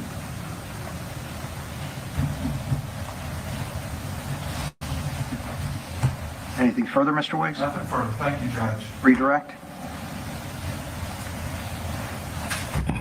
Lieutenant Dale, when you refer to totality of the circumstances, what are you talking about? Well, the entire case, everything in the probable cause affidavit. In other words, as I pointed out, if you take any one line in the affidavit or any one thing, no, I wouldn't have arrested Laurie for any one thing, for her phone bill, for any one thing. But you have to look at the case as a whole and put all those elements together. And then when pushing this case together as a whole, is that where the common sense analysis that you were talking about? And that's what I meant by that. You have to look at it globally, not microscopically at one thing, because even I would agree, no, you wouldn't arrest someone on one thing, on any case. There was discussions about why you didn't look at this as a self-defense case. Yes, sir. And when you are investigating self-defense cases, are you generally dealing with someone that is shot in the back? In the back of the head, no, sir. No, sir. Are you dealing with individuals whose body has been hidden for over 2 years? Never. When you're dealing with self-defense types of allegations, are they normally reported to law enforcement? In my experience, they've always been reported. And so once again, going to the totality of the circumstances and all the evidence from all the various sources that you reviewed, is that why that you excluded self-defense as a potential issue in this case? Yes, sir. Now, as it relates to getting records for individuals, the Facebook records and other records obtained in this case, were many of those obtained by search warrant. Yes. And when we talk about a search warrant, what has to go into a search warrant? Probable cause. Meaning what? We have to have a reason, a probable cause reason, to look into that person's personal stuff, their Facebook records, their phone records, whatever. And so there are prohibitions from law enforcement just getting records from anybody that they might want to get records from. Correct. Do you have to then, when you're talking about probable cause, does that have to go to a judge and be approved? Yes, it does. And all of that was done for the records, the Facebook records in this case. Correct, yes, sir. But at the time of the investigation, did you have any probable cause to obtain records for any other individual? We did not. And is simply Mr. Wiggs telling you, hey, you need to look into Jeremy Townsend, probable cause in order to get his Facebook records? No. Is Mr. Wiggs telling you, hey, you need to look into James Blue, probable cause to get any records from him? No. And also, going back to common sense, if they now have a single source as the potential person involved in this, why would he give you two names? In my honest opinion, a wild goose chase. Okay. Now,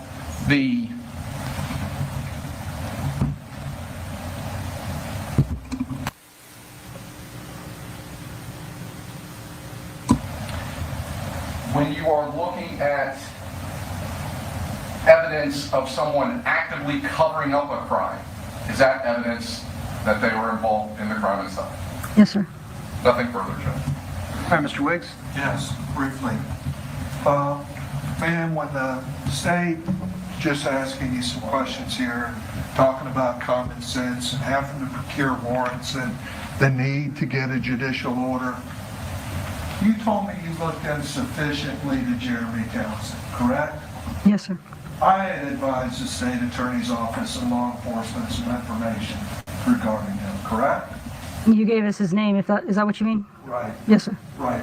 And in the investigation that y'all were doing, you did come up with an unknown male contributor at the scene with regards to DNA, correct? In the house. Right. So did that trigger your mind? Hey, maybe what Mr. Wicks is saying, we need to look into this guy, Jeremy Townsend? No, because we know Jeremy was in the house. Okay. So we get a DNA report indicating Laurie's presence is on the ground and a track, and there's another individual that's a male that we can't account for. Y'all don't take any effort relying on this common sense principle to see who that was? Well, first of all, I think the DNA wasn't able to be compared, if I remember. I'd have to look at a report. Second of all, if it turned out to be Jeremy's or anyone's, it would just show they were in the house, which we know he was in the house. At the location potentially of a conflict, correct? In the house? Correct. Or in the rear of the house? In the house. Okay. You don't know where any conflict occurred, correct? No, but it would show he was in the house. Okay. But you don't know what's going on in the house, correct? Okay, well, you're telling me we have her DNA in the house, so that We have a... doesn't mean she did it, providing information to the state, correct? which I'm finding out months after I arrest her. Through the state, correct? Okay, yes, sir. Did you ask Jeremy Townsend for a swab? We had nothing to compare it to. See if he'd send it off to FDLE and see if they could get a match? We had nothing to compare it to. Did you try? We had nothing to compare it to. Ma'am, did you try? We had nothing to compare it to, so no. Thank you, Judge. Thank you. State? Was there any DNA to compare to the tarp, No, sir. the strap, No, sir. anything in the grave? No, sir. The home, when that DNA swab would have happened, would have been at least 2 years since the fire pit and cement slab was installed. Yes, sir. And so we are talking about 2 years worth of people going in and out of that sliding glass door. That's correct.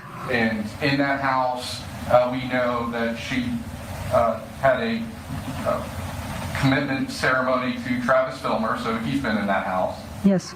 We know her son Aiden's been in that house since then. Beyond the scope of cross, or redirect, Judge, excuse me. Overruled. You may proceed. We know that she has her son Aiden that's been in there. Yes. They're on Facebook. There's pictures of parties and things like that going on in that house. Yes, sir. There's countless people going through that slide closet. Yes, sir. Would there be any evidentiary benefit to comparing anything to that DNA? No, sir. Even if you got DNA, which there was nothing to compare to on the tarp, would that tell you when that DNA got there? No, sir. All right. There's also been an assertion that the arrest was made based upon proximity to the grave, because Laurie was the closest person to where the body was found. When was the body found? March 9th, 2018. When was she arrested? September 17th, 2020. So there was a lot of other stuff that went into it, more than just proximity. Yes, sir. Nothing further, Judge. Mr. Wiggs? And just real briefly, you find the body at what time? Time of day or date? What year? 2018. When did you get the Facebook records? I think also 2018, I think. Okay. So you have these records, you have a body. Obviously, the records aren't very much of a telltale sign if you wait 2 more years to arrest Laurie Schaefer, correct? Well, it wasn't just the records either. Okay, thank you. Anything further? No, sir. May the witness be released from her subpoena. I believe that she may be called in rebuttal, but she can be released today. All right. Thank you for appearing today. You're subject to recall. All right, next witness. The state calls James Blue. Okay. Oh. James Ballou. Yes, this is just going back and forth, back and forth. All right, so please come up to the witness. Please be seated. Make yourself comfortable. Let me know when you're ready to proceed.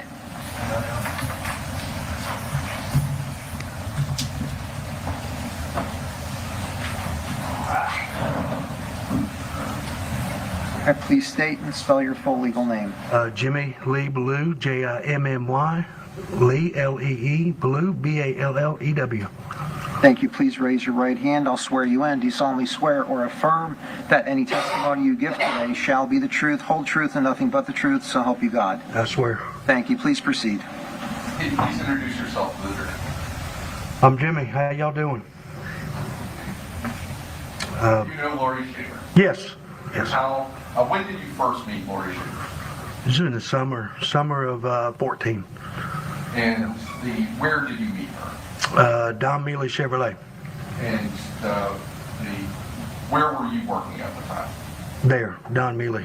What was your position there? Salesman. And what was the context of the meeting that you had at the Chevrolet dealership with Laurie Schaefer? They were buying a truck.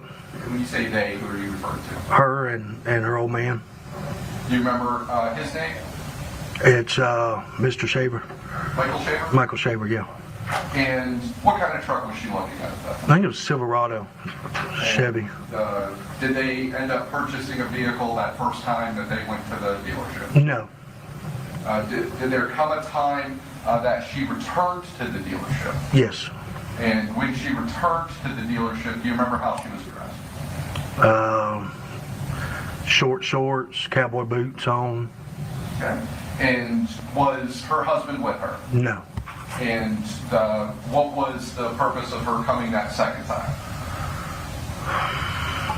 I really don't remember, to be honest with you. It was something to do with we owed him something or something for the truck, I Did they believe. end up purchasing a vehicle? Yeah, they did. They did, yeah. After that purchase had been completed, did you end up texting with Laurie Schaefer back and forth? Yeah, about the truck and all. And at some point, did those text messages move on to something other than just the truck purchase? Yeah. Did you end up having a physical relationship with the defendant? Yeah, me and my girlfriend split up. Yep. Sidebar, please.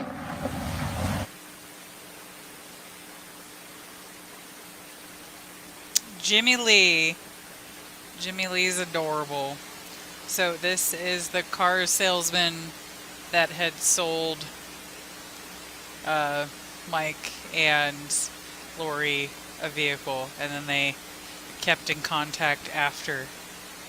Yes, him too. Add him to the list. And this is like the third or fourth witness with gum. I mean, he's dressed pretty nice for court from what I've seen. Who didn't she have an affair with? Apparently the judge. She has not had... Oh, he spit his gum out. He spit it out. Good job, Jimmy.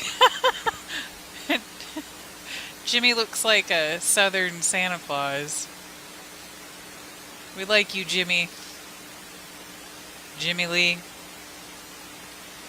So is the J tattoo for him or Jay or both? There's a lot of J's in the world, so it goes for a lot of people. That gold meow meow. Jimmy's got manners. He just didn't remember.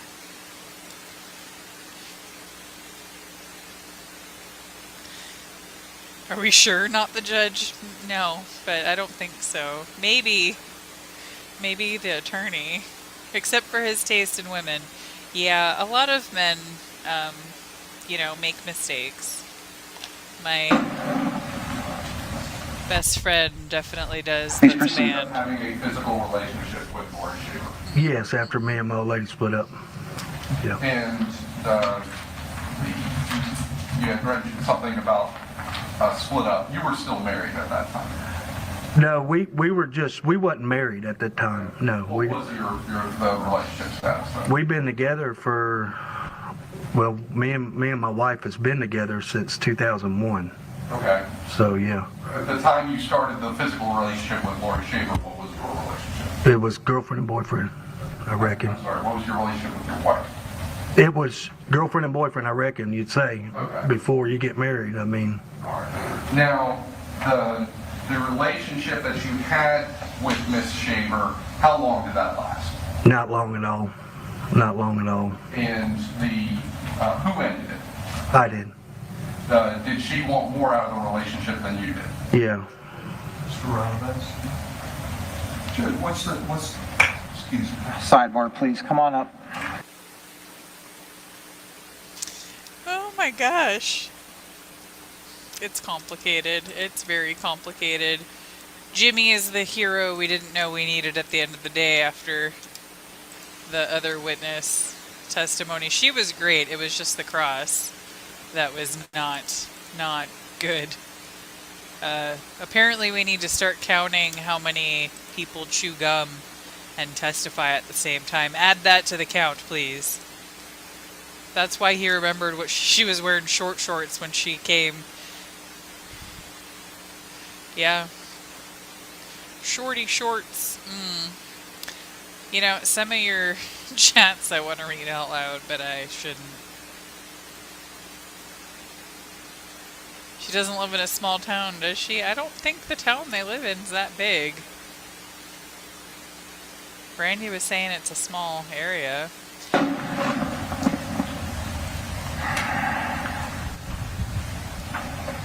Did she want more out of this relationship than you did? Yeah.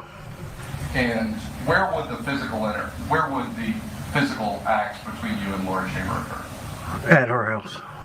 And what time of day would they occur? Oh, I don't know. It's just been years, man.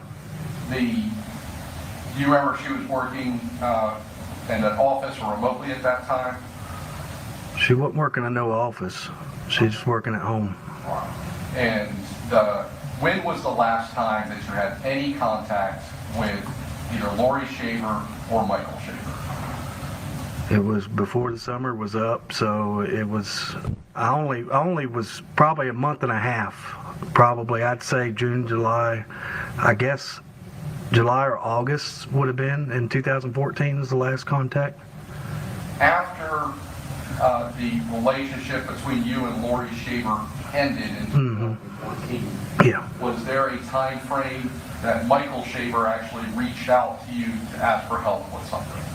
Probably about a month later, if not right close to it, he called me and said, Laurie's trying to kill herself or she's trying to do something like that. And I said, All right. Sustained. Without getting into anything. okay. He reached out and asked for help. Yeah, and I told him that's between y'all. And Did you have any contact with either of them after that? no. Have you ever gone back over to the Shaver No. residence after that? No. Nothing further. Thank you. Mr. Wiggs? Judge, will you approach, please? Sidebar, please. Come on up.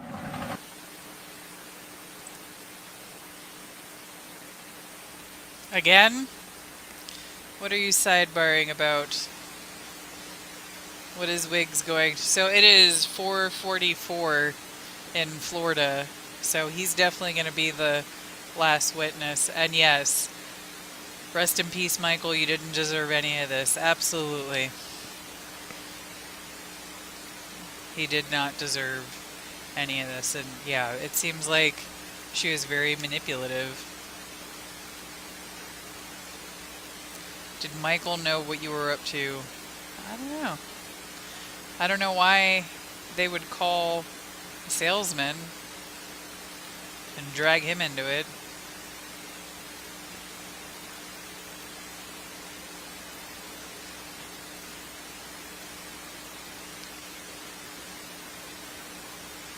Sir, do you have an IT degree? Yeah, some of these that I want to read, I probably should not.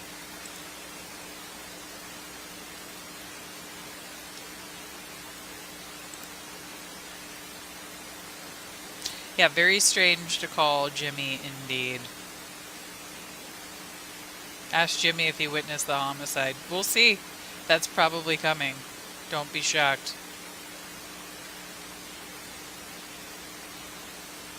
All right, ladies and gentlemen of the jury, the court would instruct the jurors to disregard any testimony dealing with violence as testified to by Mr. Ballou. All right, is that satisfactory to the parties? Yes, sir. Okay, thank you. Please proceed. I'd already said no further. Yes, sir. Mr. Wiggs? No, I don't have anything. Thank you, Judge. All right, may the witness be excused from his subpoena. Yes, sir. Thank you, sir, for appearing today. You're excused from further testimony. Have a good day. Thank you. You as well. Your Honor, can we approach? Yes, sir. Come on up. Shocked. I am shocked that they don't have more questioning. We liked you, Jimmy. I'm just glad that they're not questioning him. I wonder where he's... Well, he could be from North Florida and talk like that. Definitely has a southern accent. Yeah, Jimmy is the used car salesman. Yeah, he's the Florida Santa Claus. I think they were talking about when he got a phone call saying that Laurie was going to take her life. And Jimmy said he wanted to stay out of that. That was the last question asked. Laurie. He did bring his whole family to court. And it sounds like him and the woman he'd been with since '01 broke up for a little bit. He hooked up with Laurie for a little bit and got back with his ex.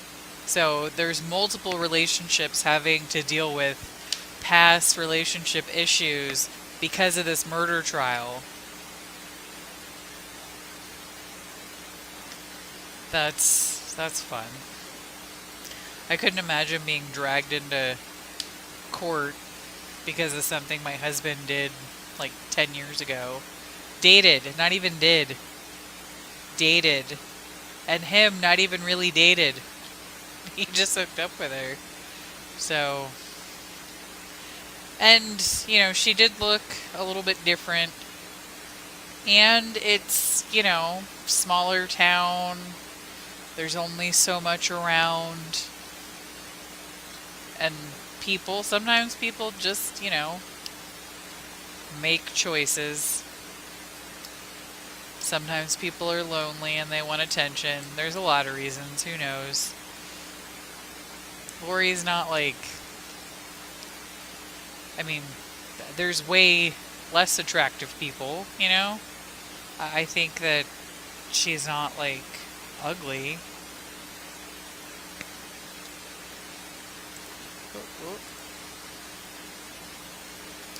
Jimmy's wife Lisa was here. No love lost between her and Laurie, I'm sure.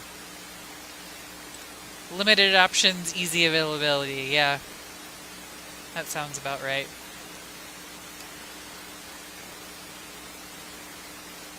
Dating now essentially means a hookup. Yeah, there's different levels of dating. Yeah, I thought, you know, she looked totally fine with the wedding videos and stuff. I mean, she looks fine now. She's just older. It's just the stuff that she's done has made her an ugly person. She said, "Get that mic away from me. I don't want it near me." That's it. That's it.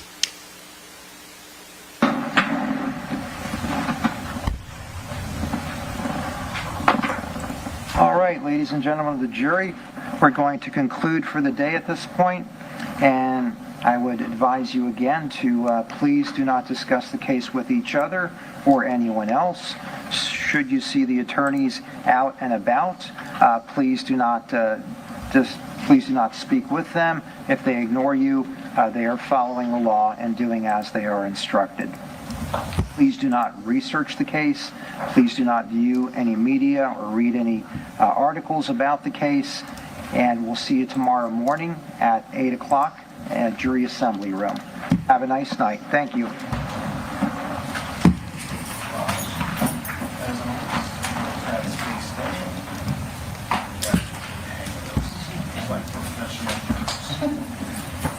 All right, let's listen to the mic.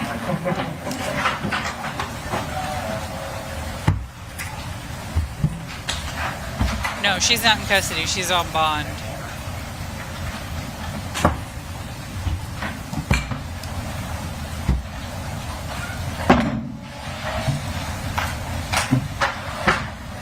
All right, the jury has exited the courtroom. Is there anything further before we adjourn for the day? Thank you, Judge. All right. Thank you, everyone. See you at 8:30 in the morning. All right, that is it. So it is 4:51 in Florida. It is 3:51 in Texas. She is not in jail. She is out on bond. Was that a hug from her attorney? Probably. Yeah, probably. I don't know if Travis is living there. Laurie has not had anybody on her side of the courtroom other than media. Is that Brandi? Is that Brandi? Did you guys see her? Look, guys. Look, there's Brandi. Look, there she is. Woo, Brandi! Lou! We saw you. We finally saw her. Woo! We saw Brandi. Yay. Yay. Yay. And that's it. And the feed is over. Well, that was definitely interesting. Yeah, well, that is going to be it for today. Yeah, Brandi's hair does look very nice. I definitely... Oh, wait, here we go. Here's the stats. Stats are very important. 11 witnesses, 28 sidebars, 41 objections, condescending okays, 155, recall witnesses, 3, quotes, cheating notepad, not the Declaration of Independence, and we saw our queen. So, good day, wow, strong ending. Definitely really loved the detective, not the detective, the lieutenant. I thought she did an excellent job. And Jimmy at the end may not have given us much, but it definitely was an entertaining part. I liked him. He was a nice cleanse for the end of the day. Well, all right. So that is it for today. We'll be back bright and early tomorrow morning. Definitely appreciate y'all. We'll be back 8:30 a.m. Eastern And I appreciate everybody that subscribed to my channel, is supporting my channel. I definitely appreciate you guys so very much. And we'll be back tomorrow. Isabel might be on the stand tomorrow. Jay is likely going to be on the stand tomorrow. So we'll see. Love you all. Have a great rest of your day. I think I hit mute first. Bye, y'all.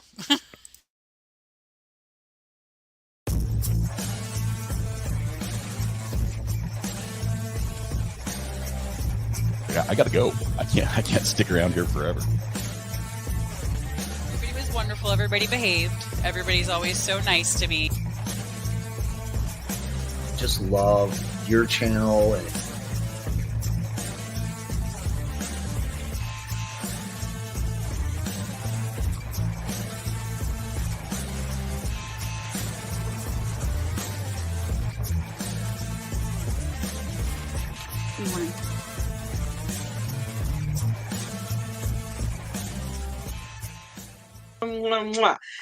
Goodbye, good people. Now, how the heck do I get out of here?